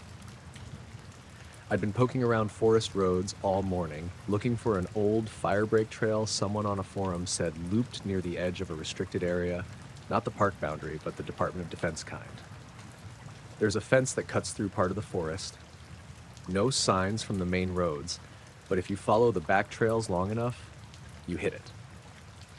I wasn't trying to get into anything illegal. I just like walking the edges of places I'm not supposed to be. Makes me feel like I've seen something most people haven't. I parked my car off a disused spur road around noon. There were old tire tracks, but nothing fresh. It felt like nobody'd been out there in months. Brought a compass, map, and my old Casio digital I wear on hikes. Nothing fancy, just dependable. I didn't want to get turned around out there. Even in daylight, that forest gets thick fast. The hike was uneventful at first. Forest was quiet, no wind, no birds either, now that I think about it. No squirrels, just the sound of my boots crunching pine needles. I followed a dry wash uphill for maybe 2 hours before I saw it. Chain link fence, 8 feet high, topped with barbed wire. No gates, no markings from this side. It stretched in both directions, disappearing into the trees. I took a break near a boulder, drank some water, checked my compass. It pointed northeast, which lined up with the map. Everything was normal. I started walking parallel to the fence, keeping maybe 15 feet between me and the wire. Terrain got rockier. I checked the time, 4:19 p.m., and figured I'd give it another half hour before turning back. That's when the compass started acting weird. I didn't notice right away, just felt like I was veering off my line. I pulled it out to double check, and the needle was doing these slow, jerky spins, like it wanted to point somewhere but kept changing its mind. It'd lock in for a second, then start rotating again. Not fast, just confused. I tapped it, waited, shook it once, still the same. I figured maybe I'd passed over a vein of something metallic in the ground, so I moved a few yards uphill. Same thing. The needle didn't settle. That's when I checked my watch, 4:19 p.m. Okay, I thought I just hadn't been out that long. Maybe I misjudged the walk. I kept moving, figuring I'd turn around at 4:30. 10 minutes later, I looked again, still 4:19. I pressed the buttons. Nothing responded. The screen wasn't frozen, the digits were clear, but the seconds weren't changing. It was just stuck, like a photo of time instead of time itself. That's when I started noticing the quiet again, like really noticing it. There wasn't wind anymore. No bugs, no birds, nothing. I clapped once. The echo came back too quick, like the trees weren't as far as they looked. It felt wrong, compressed, like I was standing inside a space that didn't match the size it looked like from the outside. I stood still for a while, didn't move, just listened. The fence was behind me. I hadn't touched it, hadn't gone close enough to trip any sensors if there were any, but I had the strong feeling that something on the other side of it was aware of me. Not watching, just aware. I don't know how else to put it. I turned around and started heading back the way I'd come. Compass still spinning. Watch still at 4:19. About 5 minutes into the walk back, I passed a dead tree that looked weirdly familiar. That's when it hit me. I'd already passed it twice earlier, once going up the hill, once near the fence. I didn't recognize it because of how the bark peeled back, but the way the top bent east was unmistakable. So either I'd walked in a circle or something else had shifted. I checked my map. My markings didn't line up anymore. The dry wash I followed should have been to my right, downhill. It was gone, just trees and brush. I kept walking anyway. Didn't care if I had to bushwhack for miles, I just wanted to put distance between me and that fence. After what felt like an hour, I saw the hood of my car glinting between the trees. I practically jogged the last stretch. The second I stepped onto the gravel beside the car, I checked my watch, 4:37 p.m. The seconds were ticking normally. I pulled out the compass. The needle pointed due north, steady as ever. I sat in the car for a long time, engine off, windows down, listening. The normal forest sounds came back. Insects, a bird call, the wind picking up. It felt like slipping back into a world I hadn't realized I'd stepped out of. The drive back to the main road took maybe 40 minutes. I didn't stop. Not even to check my phone, which suddenly had 3 bars again. That night, I left the watch on my nightstand. The next morning, it was still working. Time was accurate. I tried taking it apart to see if something had glitched or broken, but everything looked normal. No corrosion, no water damage, nothing loose. I haven't worn it since, and I haven't gone back to that part of the Kaibab either.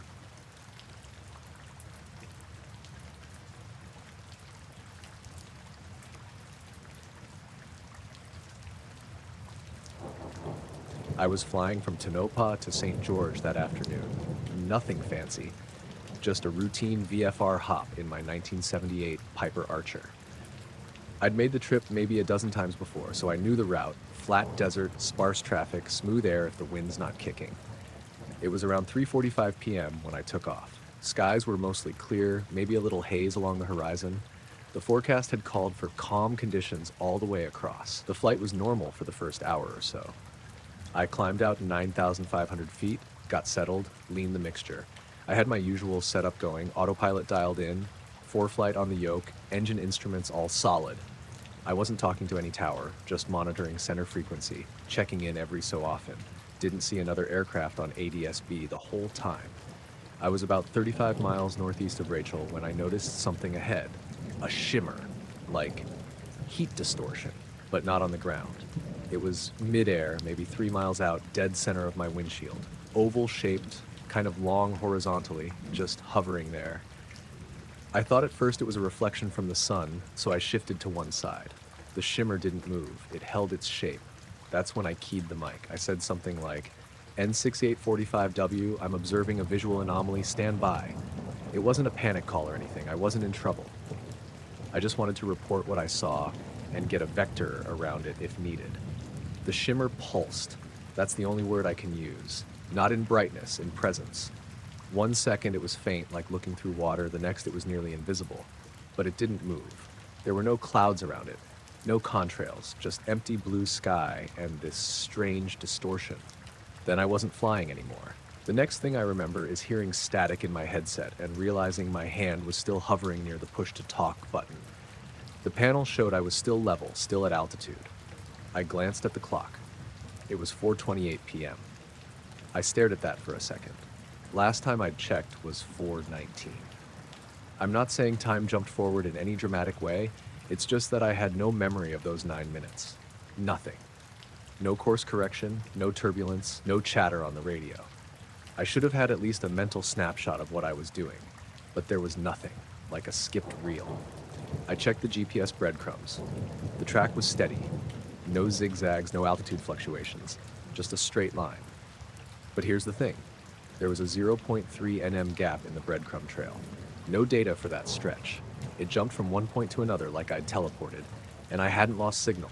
I made a quick radio call to Salt Lake Center and asked if they'd received my earlier transmission. The controller came back sounding a little confused. He said he'd heard part of it, then nothing. He tried to raise me twice and got silence. I asked when that was. He said around 4:20. I told him I was back on course and fine, just wanted to confirm. He didn't push it. I didn't either. I landed in St. George around 5:30. After shutting down and tying off, I pulled out my phone to check the voice memo I sometimes run during flights. Nothing was recorded after the moment I called in the anomaly. It just cut out. I walked across the ramp and sat at one of those concrete picnic tables near the hangars. I just sat there for maybe 20 minutes, trying to piece together what I knew. I wasn't hurt. I didn't feel dizzy or sick. But my left wrist, the skin under my watch, had a faint red outline like a sunburn. Just that one patch, nowhere else. I hadn't taken my watch off the whole flight. That night, I called a friend who works charter ops in Kingman. I told him part of it, left out the weirder stuff. He asked if I'd been flying near any restricted zones. I checked the map again. I was clear. Closest edge of the R4808 complex was still 20 miles south. I didn't file a report, didn't call the FAA. What would I even say? Weeks later, I was reviewing my GoPro footage from that flight. I mounted over my shoulder, angled at the panel and windscreen. It records in 1-hour loops. Everything looked normal, until I reached the point just before I saw the shimmer. The video glitched. One frame, the sky was clear. The next frame, there was this faint, arched blur in the distance, like a smudge across the horizon. And then the video jumped. The clock skipped 9 minutes. Just like that. No buffer full, no card error, just gone. The rest of the flight looked fine. I still fly that route now and then. I stay further north, add a few extra minutes, but it's worth the peace of mind. Nothing else has happened since. But I can't explain those 9 minutes, or why I said what I said into the mic. I don't remember choosing those words. I've never said visual anomaly in my life.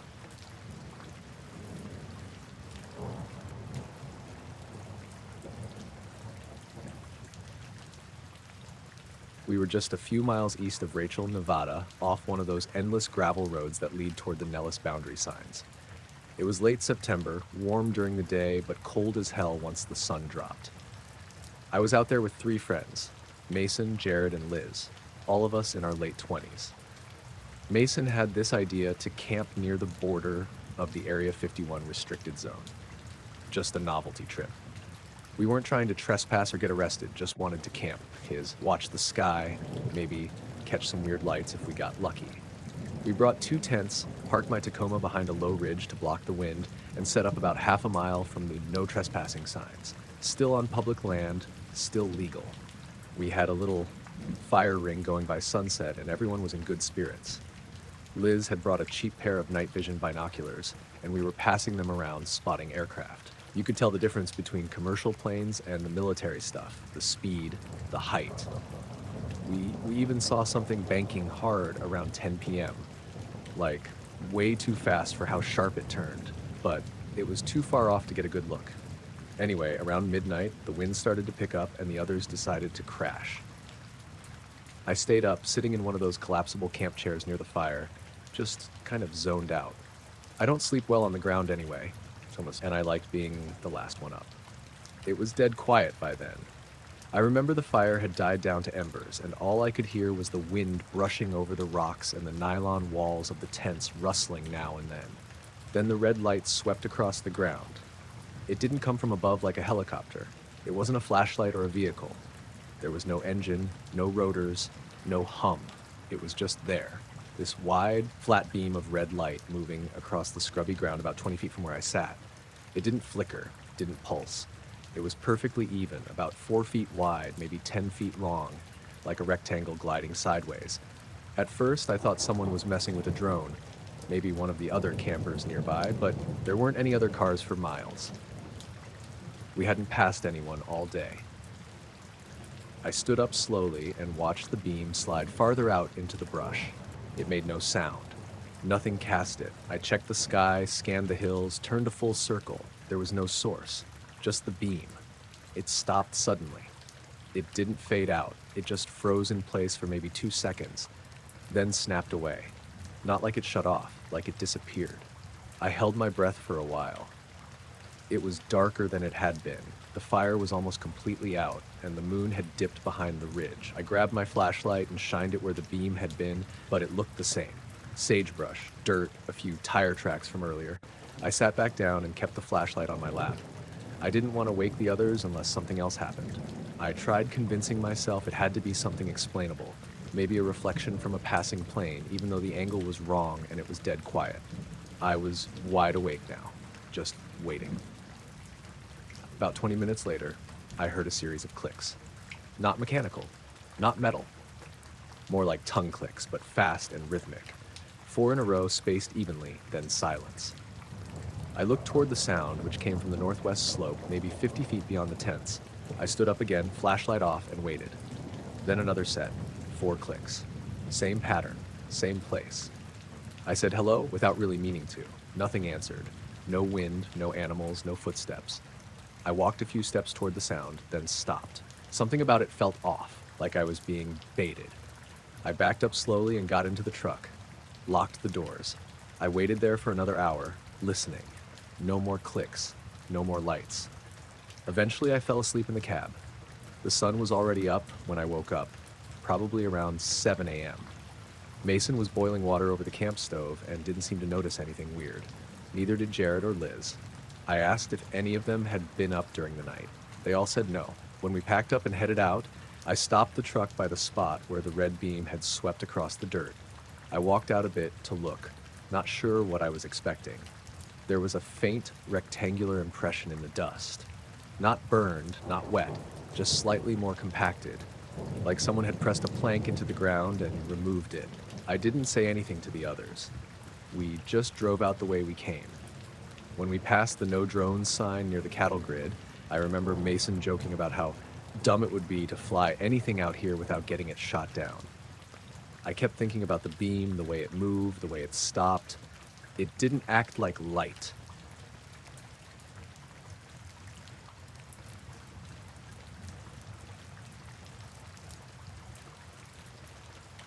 I was flying the Mavic Pro just east of Calhoun, Colorado.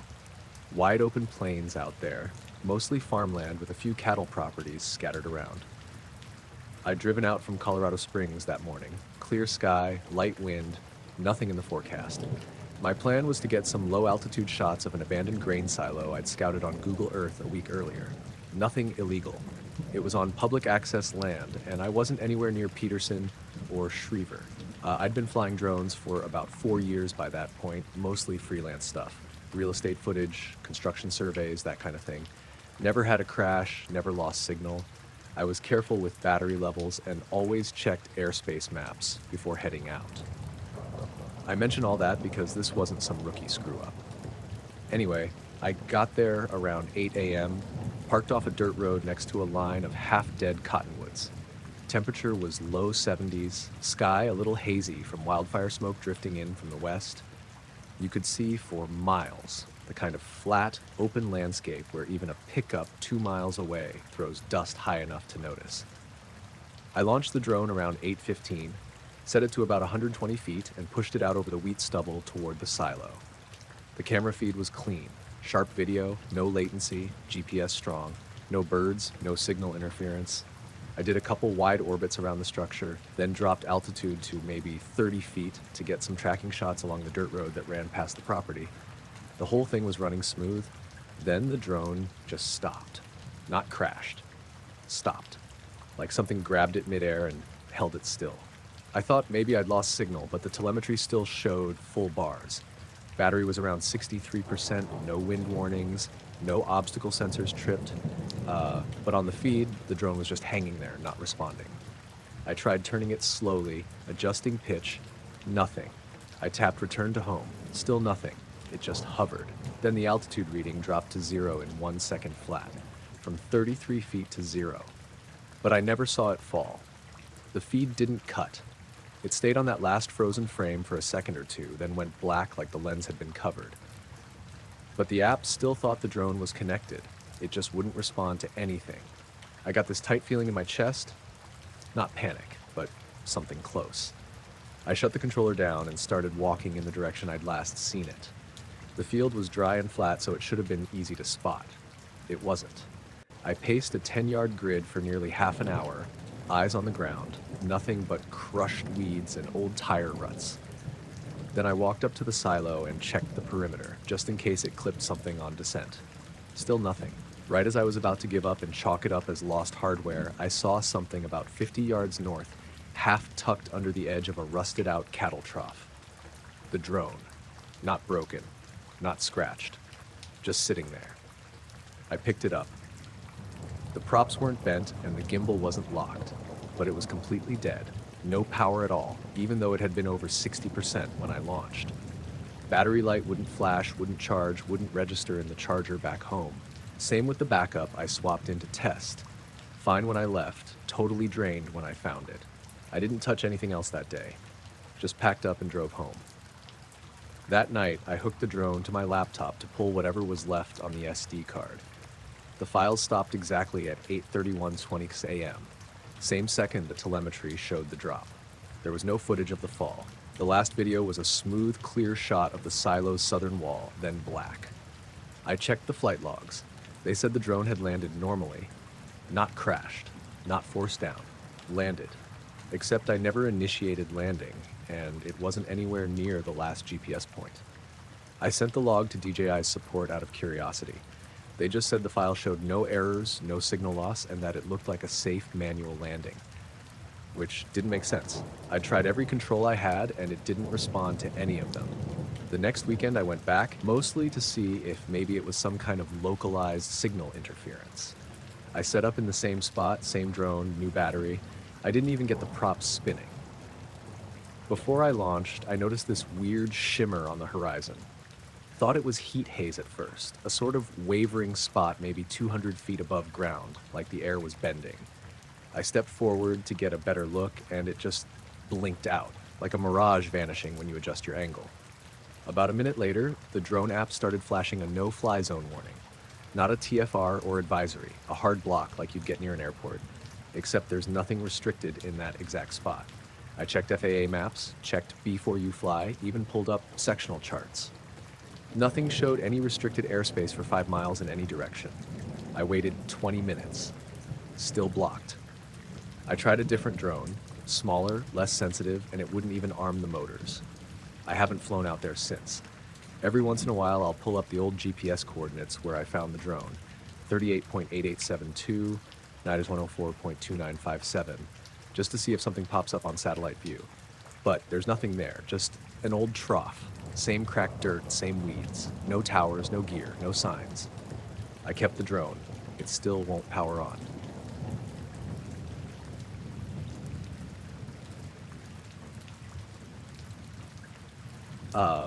I was out checking the south pasture around 2 a.m. early November. I know that sounds weird. Most people don't walk fence lines in the middle of the night, but I'd heard the cattle stirring from the house, and when you've lived out here long enough, you get a feel for what's normal and what's not. This wasn't coyotes. The movement was different, heavier, more spread out. The ranch is about 12 miles east of Tonopah, mostly open range and sagebrush, with a few clusters of old juniper out near the hills. Closest neighbor is 5 miles south. I've got motion lights along the back half of the property and a single trail cam pointed at the water trough, mostly for mountain lions. It's quiet country, flat for miles except for the ridges to the north. I took the quad out, same one I've had since 2008. Brought the spotlight, a thermos, and my 30-30. Not because I expected trouble, just habit. It was cold but clear. No wind, no moon. Stars were out like glass. I reached the south line around 2:20 and parked next to the cattle gate, shut off the engine and listened. At first, nothing, just the click of the engine cooling and the occasional shifting from the cows way off toward the east fence. I scanned the area with the spotlight. Everything looked fine. I was about to get back on the quad when I saw movement in the far distance. Maybe 400 yards out, beyond the fence, where the land dips toward the dry creek bed. At first I thought it was a cow that had gotten out, but it wasn't shaped right, too narrow, too tall. It wasn't walking either, it was gliding. That's the part that stuck with me. It didn't bounce or sway like an animal moving across uneven ground. It just moved in a straight line, perfectly level, maybe 4 or 5 feet off the desert floor. No wings, no legs, just a shape. Maybe 7 feet tall, longer than it was wide, dark against the brush. I thought maybe a tarp caught in the wind, but there was no wind, and it was moving too cleanly, too purposefully. I stood behind the fence and just watched it. Didn't reach for the rifle, didn't call out. I don't know why. Then the spotlight went out. Not flickered, just snapped off. I tapped the casing. Nothing. Tried the switch. Still nothing. It had fresh batteries when I left the house. So I used the scope on the rifle to try and get a clearer look. The shape was still moving, same height, same speed. It was headed west, parallel to the fence line, not toward me, but not avoiding me either. Just steady. Then it stopped. Dead stop. Mid-air. Like it had hit an invisible wall. I lowered the rifle and blinked a few times, thinking maybe I was imagining it, but it was still there, perfectly still, hovering above the brush. That's when the air changed. It got heavier. My ears popped, like I'd gone up too fast in an elevator. The hairs on my arms stood up, even under the jacket. It was the same feeling you get right before a big thunderclap, but the sky was silent. I looked up, thinking maybe there was something above me, but the stars were all in place. Nothing blocked them. No sound, no wind, just pressure. Then the quad's instrument lights started blinking. The fuel gauge spun in a full circle and the odometer reset itself. Radio turned on for half a second, just static, then cut off again. The engine didn't start, but the starter clicked once, even though the keys were in my coat pocket. That thing in the field still hadn't moved. I backed away from the gate slowly, maybe 10 steps, then stopped. I didn't want to turn my back on it. About a minute later, hard to say exactly, it started moving again. Same direction, same height, same speed, like nothing had happened. The second it started moving, the air snapped back to normal. Ears popped again, but in reverse. I could hear the cattle shuffling around in the dark. I watched it until it passed behind a small rise near the creek bed. Never reappeared. I waited another 10 minutes before getting back on the quad. The instrument panel came back to life like normal. The spotlight still wouldn't turn on. When I got back to the house, I checked the trail cam footage. Nothing but a static frame from 217 to 228. Just froze on a single image of the empty water trough. The time kept ticking, but the image didn't change. Next morning, I went back to the spot with the dogs. No tracks, no marks in the dust, fence was untouched. I didn't tell anyone for a while. Eventually, I mentioned it to my neighbor, Kyle, over beers. He just nodded and said he once saw something similar near the same creek bed, maybe 6 years ago. He didn't offer details, and I didn't ask. I still walk the fences at night, still ride the same quad, but I don't park near that stretch anymore. I just keep going.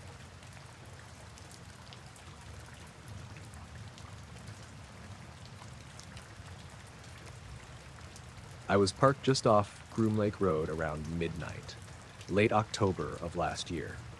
I'd driven out from Kingman for the weekend. Nothing special, just needed to get away from everything.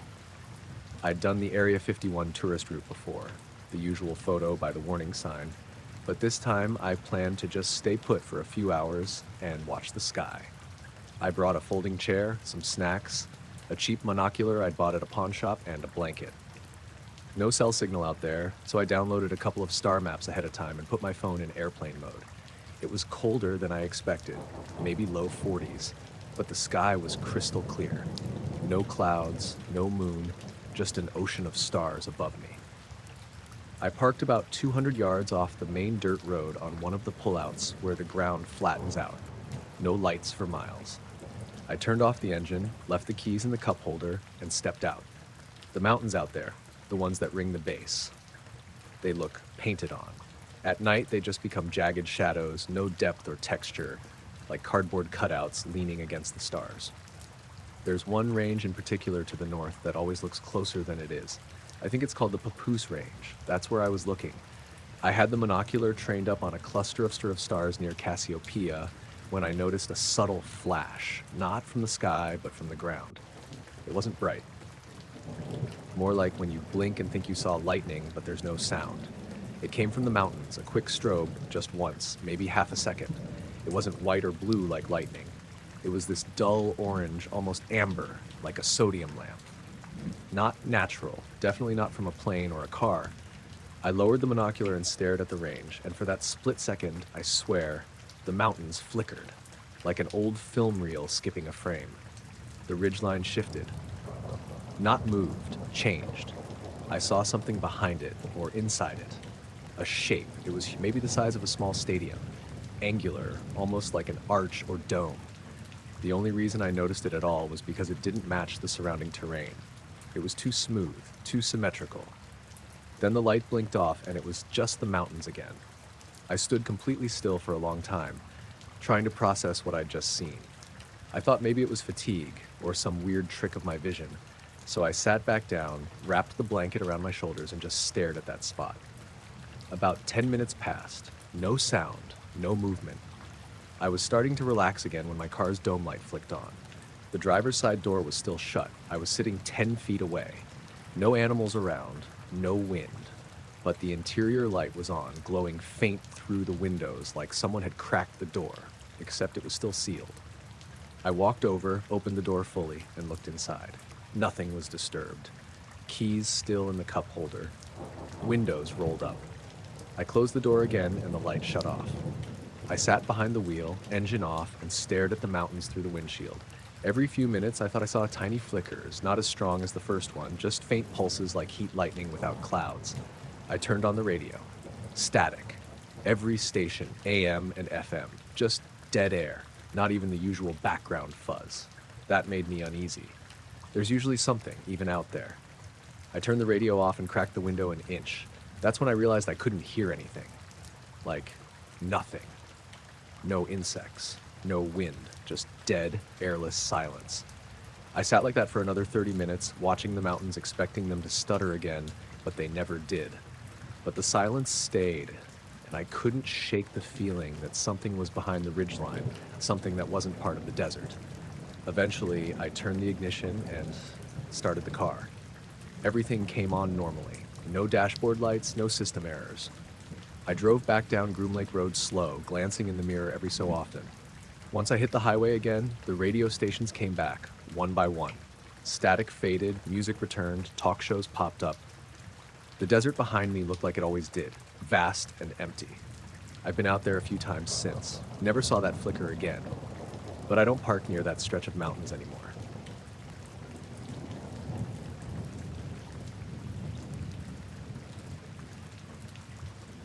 We were hiking out past Queen City Summit, near the edge of the Nevada Test and Training Range. Not on the base itself, obviously, but close enough that the signs got real serious. Bright yellow metal ones with warnings about deadly force and hidden sensors. We weren't trying to mess with anything. We just wanted to camp for a couple nights, stargaze, maybe catch a glimpse of something weird.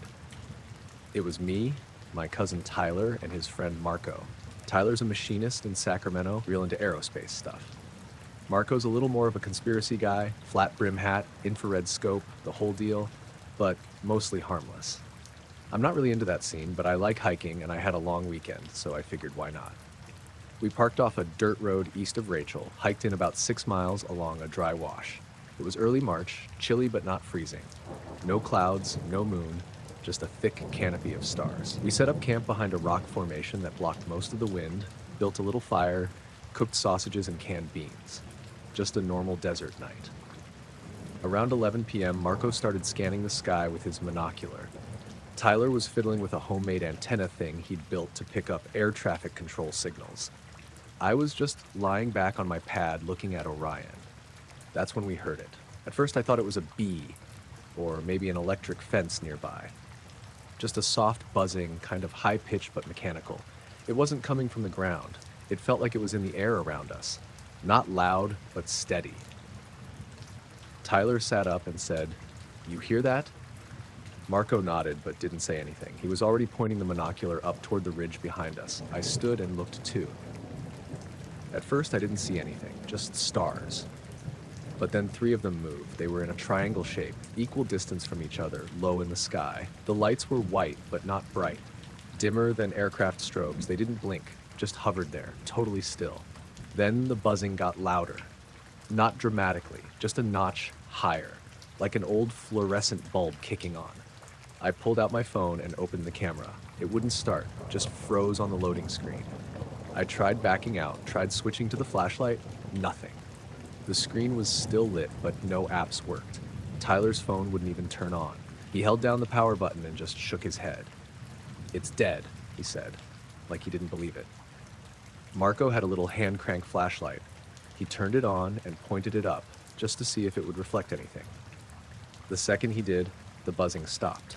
The triangle of lights began to drift sideways. Not fast, just a slow, deliberate glide, like it was tracking along an invisible rail. No tilt, no wobble, no trail behind it. We watched it move for maybe 20 seconds, and then it vanished. Not like it zipped away, not like it dimmed out. It just blinked off. Gone. The buzzing didn't come back. The stars looked normal again. We stood there in silence for a long time. Nobody reached for their phone again. Eventually, we sat by the fire. Nobody said much. Marco went into his tent early. Tyler just poked at the coals and kept glancing at the sky. When I finally crawled into my sleeping bag, I checked my phone again. It was fine. Battery at 82%, apps working. Photos, flashlight, everything. I didn't sleep much that night. Next morning, Marco said he'd tried to take a picture too. Claimed his screen went green and made a clicking noise before shutting off. His phone wouldn't boot until we were halfway back to the car. We didn't report anything. Not sure who we'd report it to anyway. All I know is we saw something, and for whatever reason, none of our gear worked while it was happening.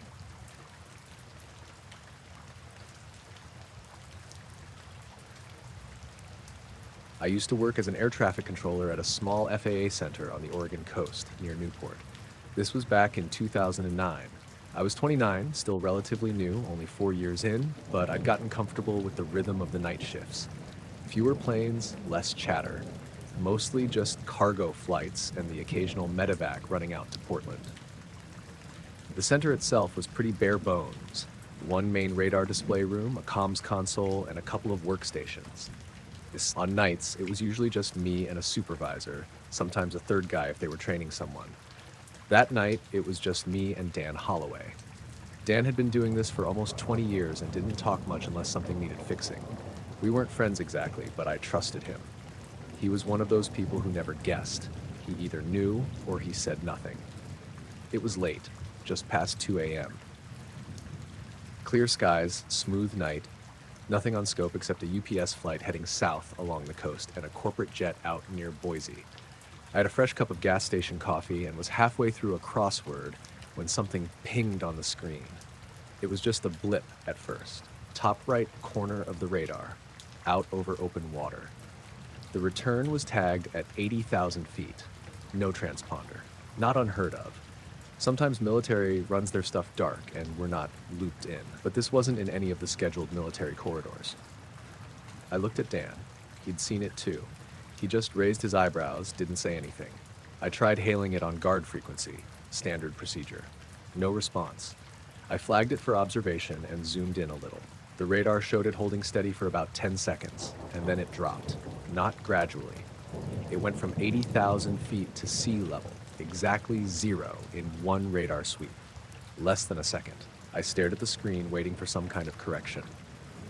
Ghost returns aren't uncommon. Sometimes it's weather, sometimes it's interference, but this one held. It didn't fade or fragment like a weather return. Dan leaned over and said, real quiet, "You seeing that?" I nodded. Then the return vanished. Not off the edge of the radar. It blinked out mid-grid like someone hit a switch. No trail, no climb back up, nothing. We sat there in silence for a bit. Then I brought up the raw radar playback, hoping it was just a glitch in the system's display and the raw would make more sense. It didn't. The raw return showed the same thing. It appeared at 80,000 feet, held for a few sweeps, then dropped straight to sea level in under a second and disappeared. I ran a system diagnostic. Everything was normal. No errors, no dropped pings. I printed a hard copy of the return logs. I know I shouldn't have. I think there's inside. We weren't supposed to print unless it was going into an incident report. But it felt like something I'd want proof of later. Dan didn't say anything, just went back to his screen. Around 3:45 a.m., two guys showed up. Not in uniform, not in any vehicle we recognized. They came in through the side entrance with badge access. I didn't catch their names. They didn't introduce themselves, just said they were contract IT support from Seattle.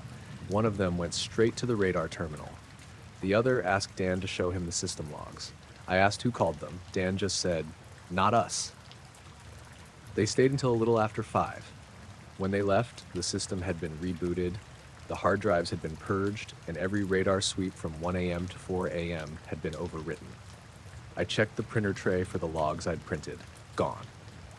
Dan and I just looked at each other. I started to ask something, but he cut me off and said, "Don't." We finished the shift like normal. Logged a quiet night, no incidents, no unusual traffic. A week later, I got pulled into the manager's office. They said they were doing a standard review of radar proficiency. Asked if I remembered anything strange from that night. I said no, just a quiet night. They smiled and said, "Thought so," and that was the end of it. Dan transferred to Phoenix a few months later. I left the FAA entirely the year after. I've never seen anything like that again, nothing even close. But I think about it more than I probably should.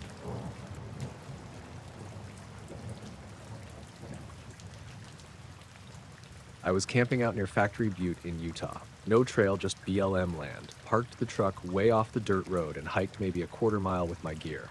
I'd done it before. I like camping solo out there. It's wide open, mostly flat with weird hills and rock formations like you're on the moon. And at night it's so dark you can see satellites crawling across the sky. That night was clear. No wind, cool but not cold, early October. I set up camp around 6:30, just a little one-man tent and a small fire pit made from a few rocks. I made a dehydrated meal, watched the sky go orange, then purple, then pitch black. Stars came out hard, brightest I'd seen all year. No moon.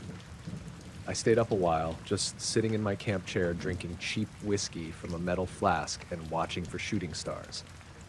I had my phone off. No service anyway. The silence out there is hard to explain. It's like your ears start making up sounds to fill the space. A few times I thought I heard footsteps behind me, but it was always just wind shifting or the sound of my own blood in my ears. Sometime after 11, I climbed into my tent. I didn't sleep right away. I remember lying there listening to this buzzing in my head. Not a sound exactly, but like pressure, kind of like being in a plane that's still climbing. I figured I was overtired or maybe a little dehydrated. I closed my eyes, but that feeling wouldn't go away. Then I heard what I thought was a jet, a deep, low rumble starting far off. You hear military jets sometimes out there flying low across the desert, so I didn't think much of it. But it got louder, and it wasn't moving across the sky. It was staying in one spot, right above me.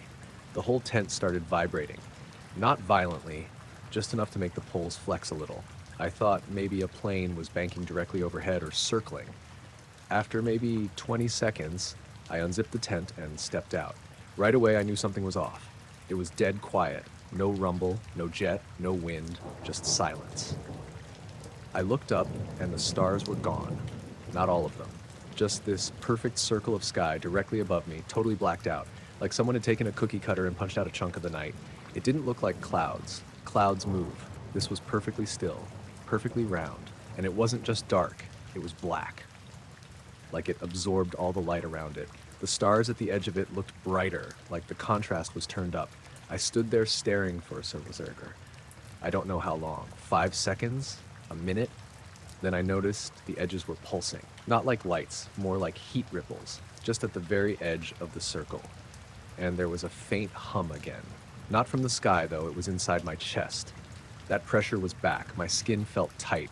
I started to feel really exposed, like I was standing under a microscope. I stepped back toward my tent without taking my eyes off it. I was holding my breath without realizing.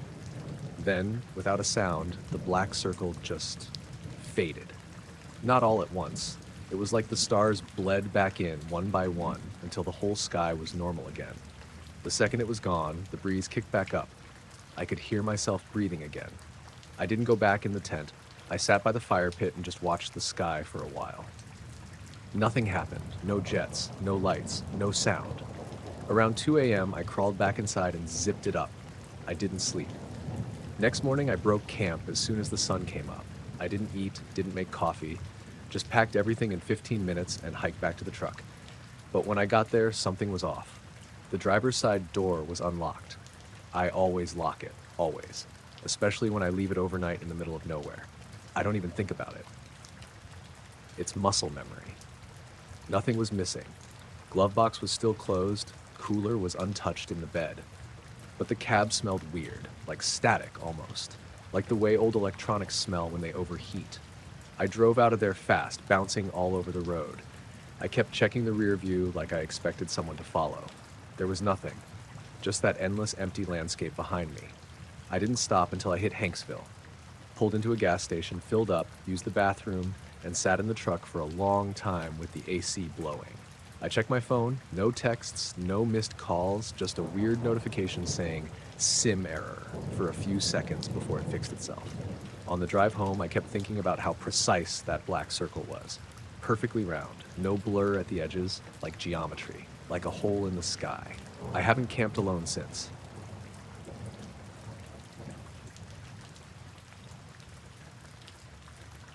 I was working out of a temporary botany field lab in central Utah. Just me and a generator about 100 miles from the nearest town.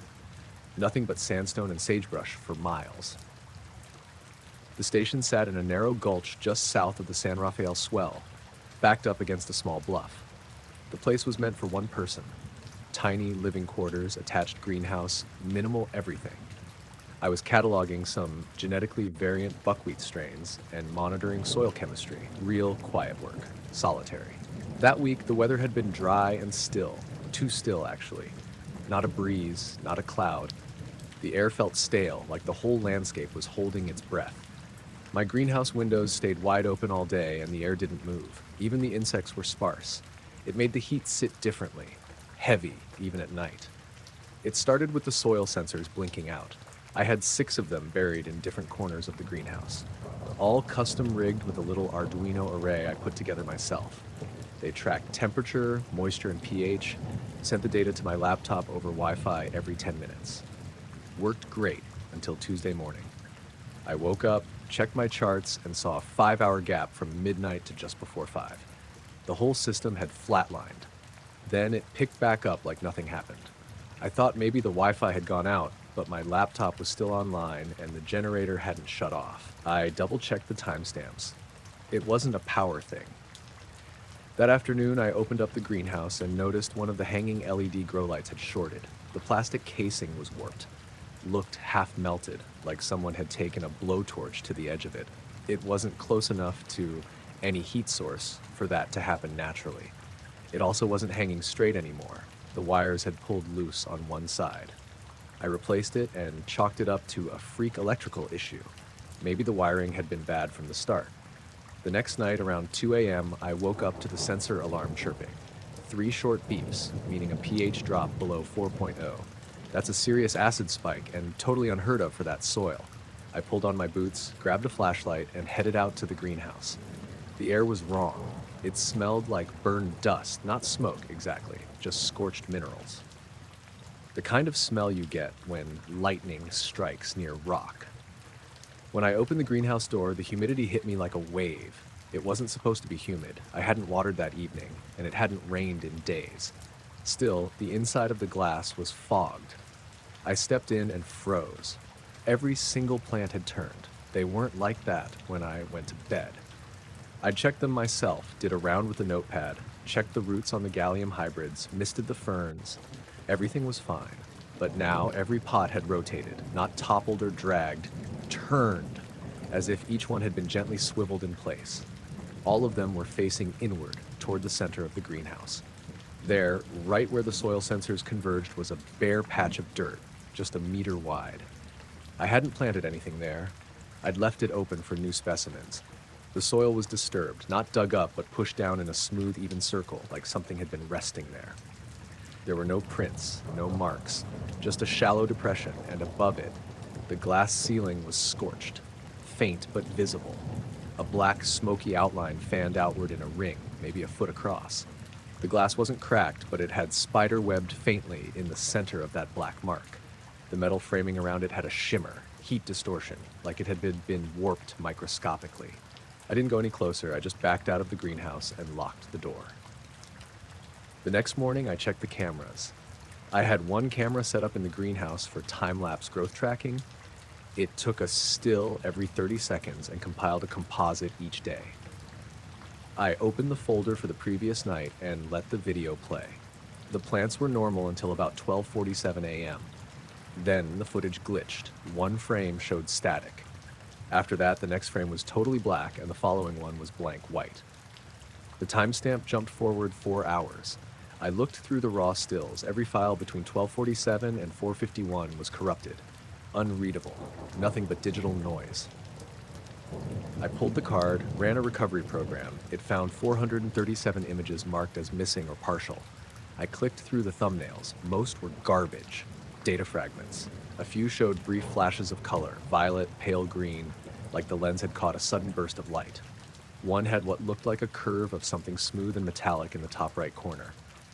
Too blurry to tell. No identifying features. I deleted the corrupted files and shut the camera off. I haven't turned it back on since. That day, the plants started acting strange. Some of the gallium leaves curled inward, like they were trying to close around something. The stems on 2 of the wild barley pots bent 90 degrees toward that central bare spot and stayed that way even after I rotated the pots again. I tried moving one of the ferns back to the edge of the bench. Next morning, it was tipped over, facing the center again. On Thursday night, I stayed up, sat in the greenhouse in a chair, flashlight in my lap. I didn't know what I expected to see. Around 1:30, the temperature dropped. Fast.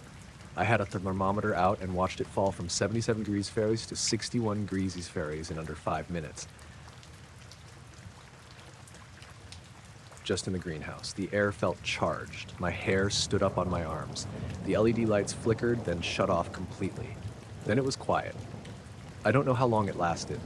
Maybe 2 minutes, maybe 10. The silence was total.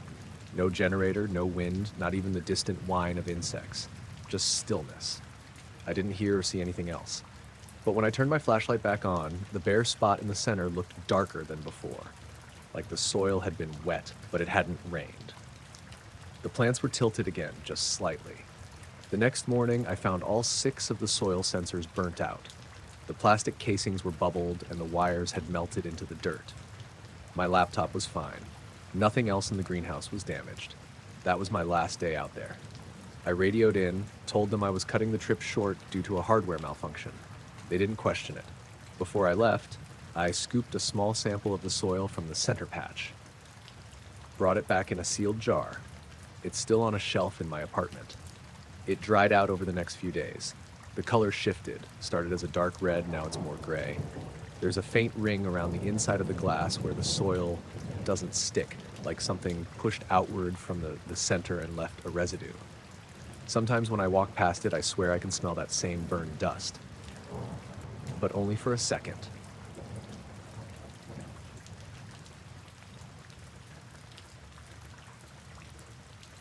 My wife, Becca, and I have a little cabin in northern Minnesota. Not full-time, it's just a place we go on weekends when we can. It's out past two harbors, tucked into the woods off a dirt road that barely shows up on GPS. My dad and I built it when I was 20, mostly as a hunting shack, but we fixed it up over the years, insulated it, added solar, got a little well pump going, real basic, but cozy. We don't get cell service out there. That's part of the appeal. This happened last September. It was one of the last weekends before the weather turned.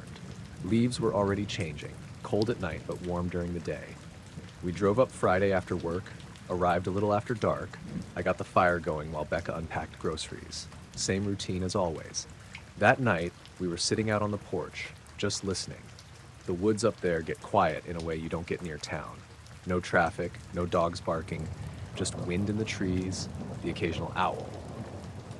But around 11, we started hearing something else. Not animal sounds, more like snapping, like someone stepping on sticks, then stopping, then another snap, maybe 50 feet away.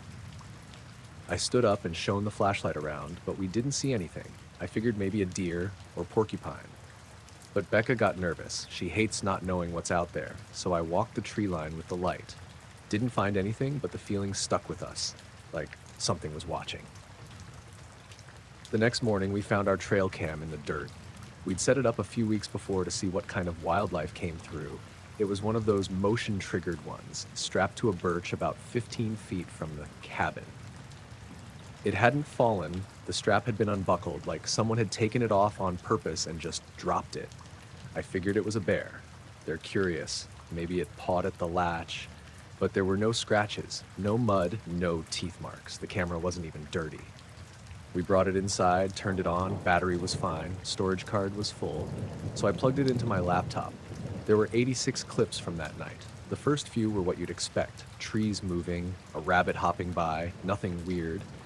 But then at 11:13 p.m., the screen went black. Not like darkness, more like corrupted video. Static bars, weird pixelation, total nonsense. That lasted through clip after clip, nearly 2 hours of unreadable footage. Except for one. It was maybe 30 seconds long. Time-stamped 12:42 a.m. It looked like it was shot inside the cabin. It was our bed. I recognized the flannel sheets, the old headboard. Becca and I were both asleep. The angle was low from the foot of the bed, like the camera had been placed on the floor. We weren't moving, just breathing slow like we were out cold. And behind the camera, barely visible at the top edge of the frame, there was something standing, just a sliver of it. Not the whole shape. You could see what looked like ears curled around the top of the camera, long and pale. They weren't human. The joints bent wrong. There were too many of them. I scrubbed the timeline back and forth. No sound, no movement. Just that one still frame, like the video froze.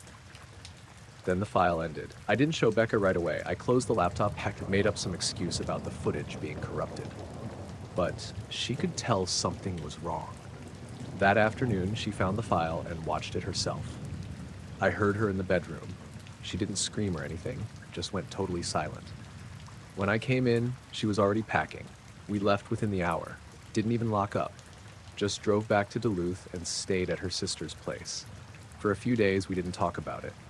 Neither of us wanted to bring it up. But then the dreams started. I'd wake up with this buzzing in my head, like low static. Couldn't remember what I'd been dreaming, just felt like I hadn't slept. Once I woke up standing in the hallway, still holding my pillow. Another time I had mud on my feet. No idea how it got there. Becca had it worse. She started getting nosebleeds at night, always between 2 and 3 a.m., She'd wake up dizzy, arms numb. One time she swore she saw light coming in through the ceiling, like a flashlight but bluish and totally silent. I told her we needed to see a doctor. She said she didn't want to, that she knew it wouldn't help. I finally went back up to the cabin 2 weeks later. Alone. I needed to see if someone had broken in. Maybe a prank or a break-in. That's what I told myself. The front door was still locked. Nothing inside was touched. No broken windows. No signs of animals. The weird part was the trail cam was back on the tree. Same strap, same height, just reattached like it had never been moved. But the SD card was missing. I looked for hours, dug through the grass, checked the cabin, even pulled apart the firewood stack. Nothing. When I left, I got this tight pressure behind my eyes, like a sinus headache, but worse. It stayed with me the whole drive home. Only went away when I crossed back onto the highway. We haven't gone back since. The cabin's still there, far as I know. I check the weather station online sometimes, and the power's still working. Solar's charging, but we don't talk about it anymore. The laptop we used, the one with the video files, stopped booting a few months later. I brought it to a shop and they said the hard drive had been wiped. No idea how. I don't know what we saw in that video. I don't know what was in our room or how the camera got in there. But the angle was too low for a person standing. And whatever those fingers were, they weren't human. They were something else.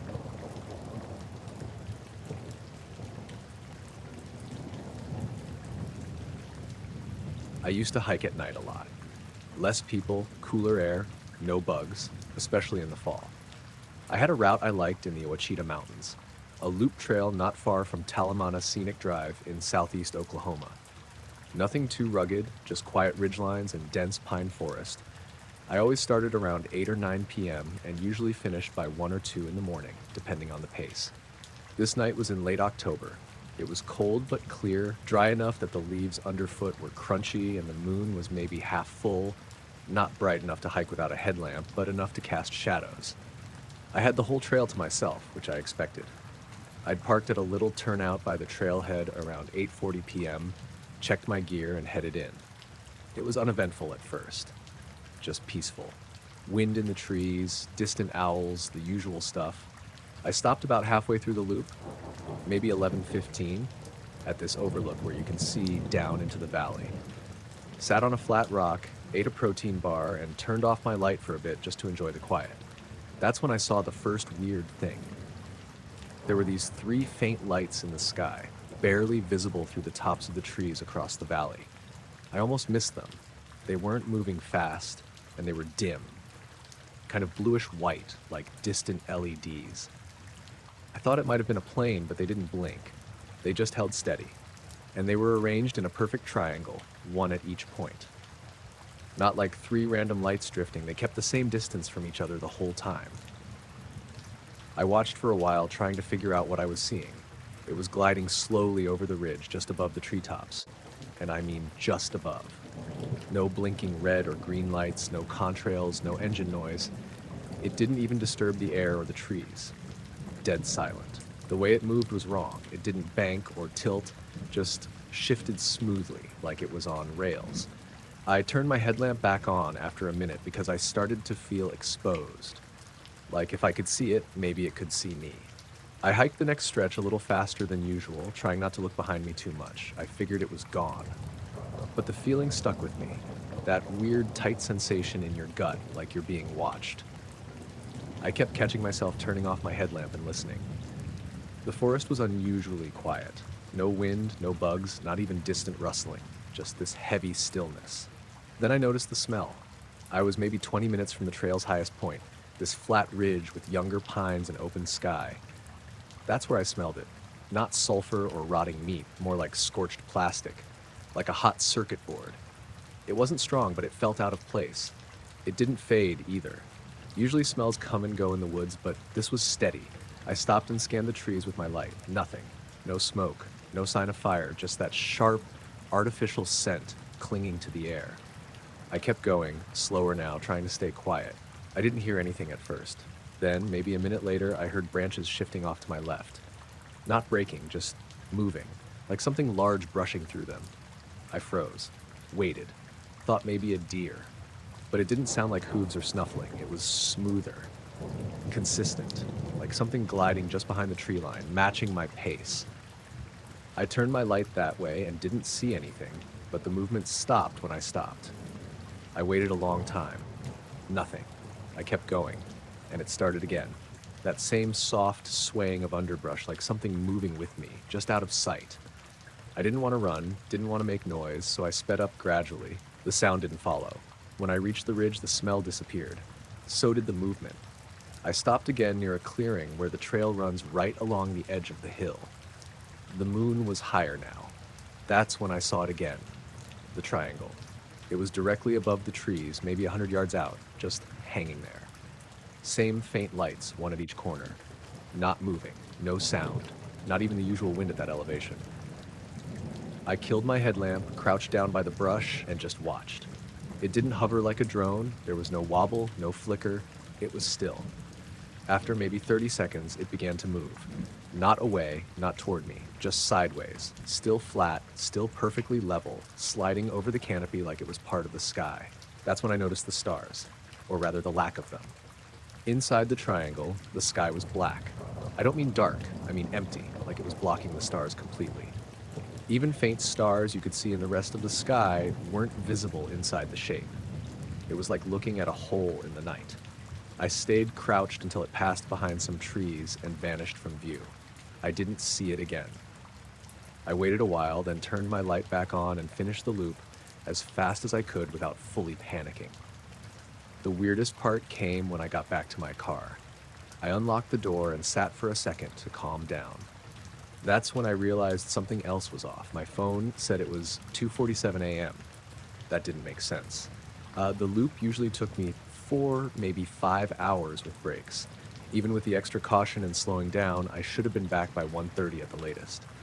I hadn't stopped for long, not enough to lose that much time, but over an hour was just gone. I checked my tracking app. It showed the route, the distance, the elevation, all normal. But there was a big stretch with no data. Like, it hadn't logged anything between 2 GPS points. Just a straight line across a part of the trail that should have had several curves. The gap was about the same amount of time I was missing. I drove home in silence. No music, no podcasts. I didn't even want to think. Just sat there, gripping the wheel, watching the trees on the side of the road in case something showed up again. I didn't hike at night after that for a long time. I still go out during the day, but I stick to open trails, places with cell signal, places where people are nearby. I never smelled that burning plastic scent again, never saw those lights. But sometimes I'll be lying in bed and think about how quiet that thing was, how close it was, how it moved, like it didn't care whether I saw it or not. Or maybe it did.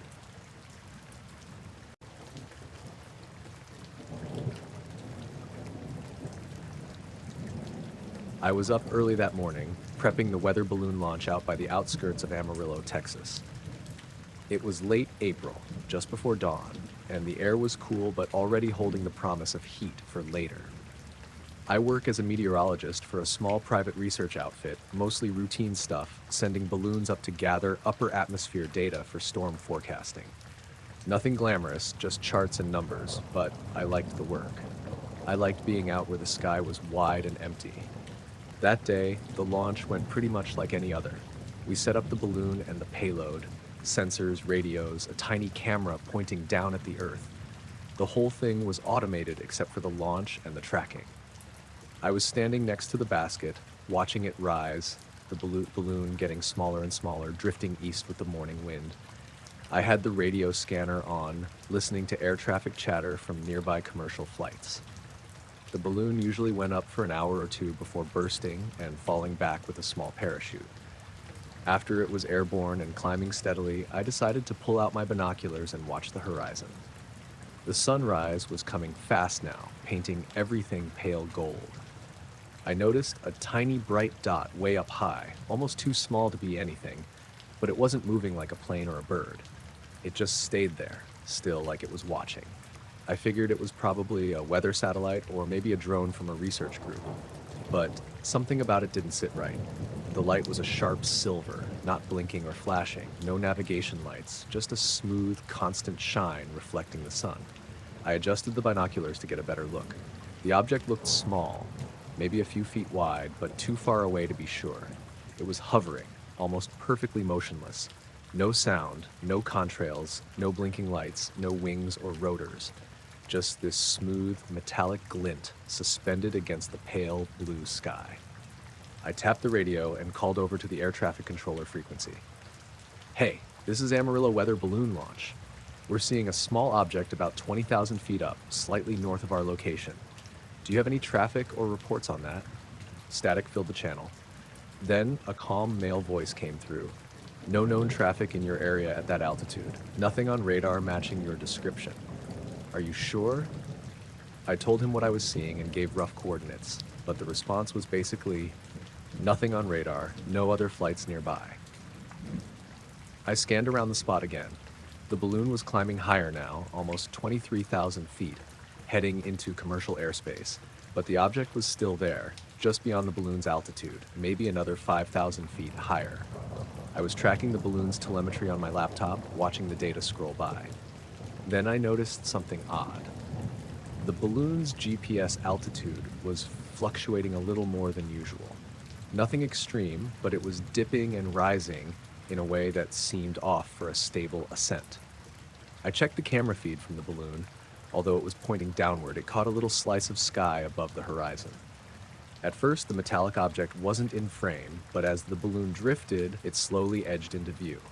It was faint, but definitely there. A tiny shape, perfectly round, smooth, and gleaming. After a few minutes, the balloon's data showed an unexpected slowdown.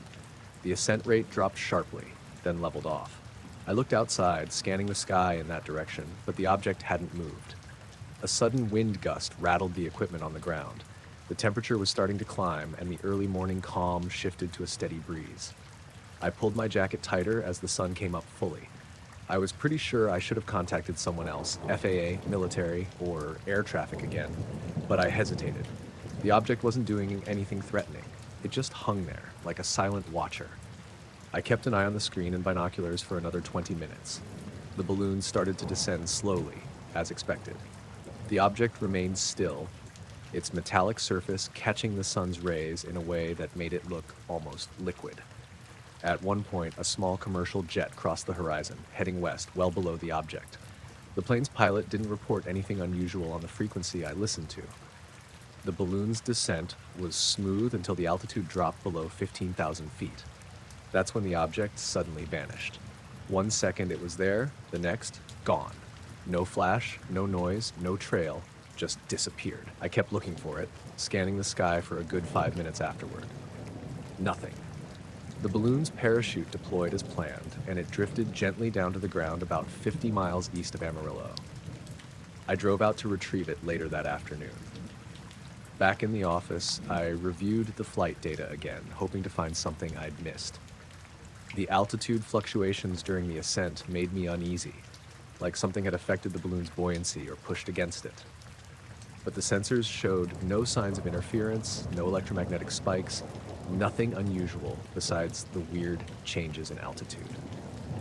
I sent the footage from the balloon's camera to my supervisor, cropped to just the sky portion where the object appeared, but the file looked grainy and distorted in that area. It almost looked like the camera sensor struggled to focus on the object, like light was bending oddly around it. That footage was gone by the next day. My supervisor told me it had been lost during transfer, an error in the server or the hard drive crash. I asked to see backups, but there were none. I checked in with the FAA the following week, asking if there were any unusual reports or radar logs around the time of the launch. They said everything was normal. No unknown objects detected, no flights near the balloon other than the scheduled commercial traffic. I haven't heard about anything like it since. No one else saw it. No one reported anything. The weather balloon program continued as usual, but I kept thinking about that smooth, hovering silver dot up there, watching the sky without a sound. Sometimes when I'm out looking at the clouds, I wonder if it's still up there somewhere, just waiting, completely still, out of sight.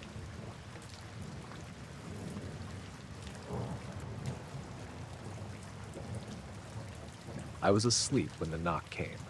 It was just past midnight, a soft but urgent tapping on my front door. I'd been out late, tired, and didn't expect anyone, so when I opened the door, it took me a second to register the two men standing there. Black suits, dark glasses, even though it was night, and those expressionless faces you see in movies. They didn't introduce themselves, just said they needed to check my yard. I rubbed my eyes, half sure I was dreaming. My yard? What for? Routine inspection, one said, voice calm but firm. For safety concerns. I didn't want to be rude, but it felt off. I hesitated. They looked like government types, but no badges, no IDs. Still, something about the way they spoke made me think arguing wasn't a good idea. I stepped outside, locking the door behind me. The air was cold, heavy with fog rolling in from the nearby river, and the streetlights were dim and flickering.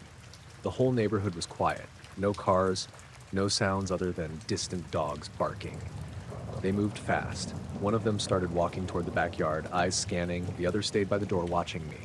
I tried to peek over the fence to see what they were looking at, but all I saw was the garden, my old shed, and a few bushes. After a few minutes, the one in the yard called me over. "Please stay inside," he said. I blinked. Why? Standard procedure. His tone was polite, but firm. I didn't argue. I locked the door again, feeling this weird knot in my stomach. I stood near the window and watched. The fog was thicker now, the dim light making everything blurry, like I was looking through a haze. They started pulling out what looked like bags from their coat pockets, heavy, black, like the kind used by forensic teams. One of them carefully approached something on the ground near the shed and started wrapping it up. I couldn't see what it was, but it looked small. They didn't say a word, just worked quickly, methodically. I wanted to call the police, but the moment I reached for my phone, the screen went black. No signal. Minutes passed like hours. The tension was unbearable.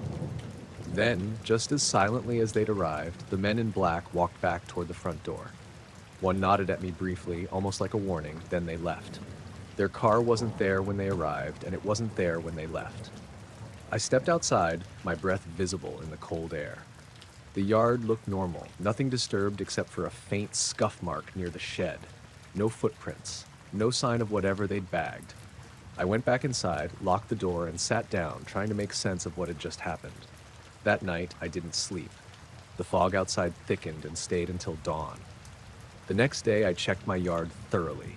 Nothing missing, nothing strange, but that scuff mark stayed. I don't know what they were looking for or why they took it, but I can't shake the feeling that something else was out there, watching me, waiting. And those two men, I've never seen them again.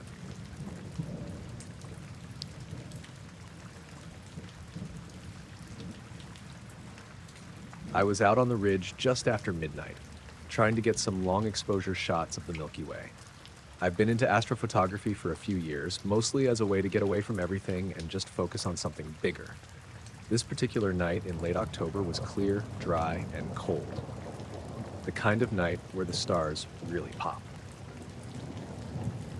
I drove up alone to a spot I'd been scouting for a while, about 20 minutes from my place in northern Vermont. There's a small dirt path leading to a clearing on the ridge, no streetlights for miles, and the sky was perfect. I set up my camera on the tripod, fiddled with the settings, 30-second exposures, ISO 1600, and started shooting. The ridge faced east, so I was trying to catch the movement of the stars trailing around Polaris. Everything looked normal at first. I was using an old film camera, a Canon AE1 with some expired Kodak Ektachrome that I found at a thrift store. I like shooting film sometimes because it forces you to slow down and be patient. After about an hour of shooting, I packed up and headed home. When I got back to my little apartment, I started developing the film in the darkroom on campus the next morning. I'm a photography major, so the department has a lab that's open pretty much 24/7. The darkroom is this cramped basement space with concrete walls and flickering fluorescent lights, plus all the usual chemicals and trays. I like it down there, quiet and oddly comforting. I pulled the first few strips out and hung them to dry. The star trails looked great. Then I noticed something weird on one roll. There were these sharp geometric streaks in the sky, like lines and angles, cutting across the star trails above the ridge. They weren't random. They looked deliberate, like patterns someone had drawn in light. The shapes didn't match anything I'd seen before, and they definitely weren't from airplanes or satellites. I looked at the negatives under the light again, blinking a few times, thinking maybe it was a scratch or a processing error. I decided to print a few of those frames and took the sheets into the enlarger. The shapes got even stranger when blown up. Triangles, diamonds, even what looked like a hexagon, all glowing faintly white, almost like light beams, but static and sharp-edged. The rest of the stars were blurred from the exposure, but these shapes stayed sharp and rigid. I showed the prints to my friend Claire, who's also in photography. She said it looked like some kind of light graffiti or maybe a glitch in the film. I agreed it was probably a weird artifact, but it stuck with me. I went back to the ridge the next night, but the sky was cloudy and I didn't get a chance to try again. A few days later, I went to the darkroom to get more prints made. The room was empty except for the janitor, this older guy named Mr. Carver. I said hi, and he looked at me with a strange expression, like he was holding something back. I didn't think much of it. When I reached into my locker to grab the negatives and prints, I noticed some of the prints were missing, the ones with the geometric streaks. Not just one or two, but the entire set. I asked Mr. Carver if he'd seen them. He hesitated, and then said, "Some men came by here a couple of nights ago after hours. They were wearing suits. Black suits. Real official looking." I nodded slowly, but he went on. "They asked me some strange questions about lights, about long exposures, about capturing things that weren't supposed to be captured. I didn't know what to tell them." I froze for a second. What did they want? They just wanted to know if anyone had been down here, taking photos of the sky. Said something about too much light and things better left unseen. I don't think they liked the idea of people poking around. I thanked him and left, but the feeling in my gut didn't go away. I kept checking the lab every day after that, but no new prints showed up. My negatives were still there, untouched. Then, one night, while walking back from the campus library, I saw a black sedan parked under a street lamp a block from my apartment. There were two men inside, dressed in dark suits. They didn't get out. As I passed, their headlights briefly flickered, and I swear I caught a glimpse of one of them watching me. I hurried home and locked every door and window. Over the next week, strange things kept happening.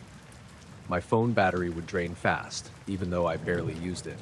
I'd catch flickers of movement outside my window, but when I looked, there was nothing. Once, while driving home late, my headlights briefly dimmed and then returned to normal.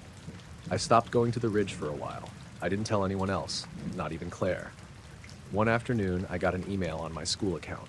No subject. Just the sentence, "You've seen too much light lately." It was from an address I didn't recognize. I replied asking who it was, but got no answer. That night, I thought I saw a shadow standing outside my apartment. When I looked closer, it vanished. I tried to convince myself it was a trick of the streetlight. Eventually, I moved all my negatives and prints to a safer place, just in case. I never saw those men in black again, but I always felt like someone was watching, waiting. I still don't know what those shapes were on my film, or why those men showed up, but I stopped photographing the night sky after that. It didn't feel right anymore.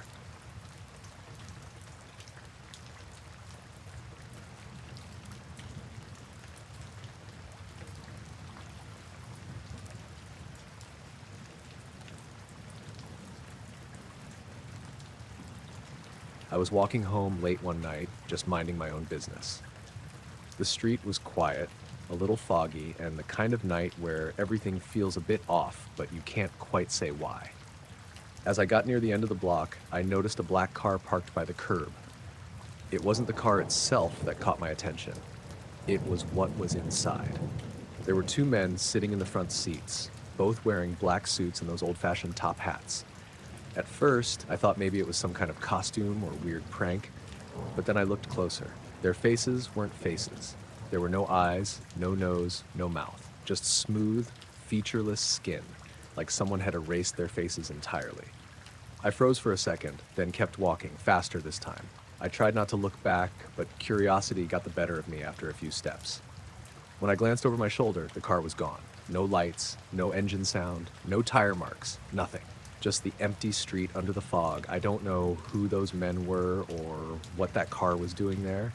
I've never seen anything like it before or since. It's been bothering me ever since.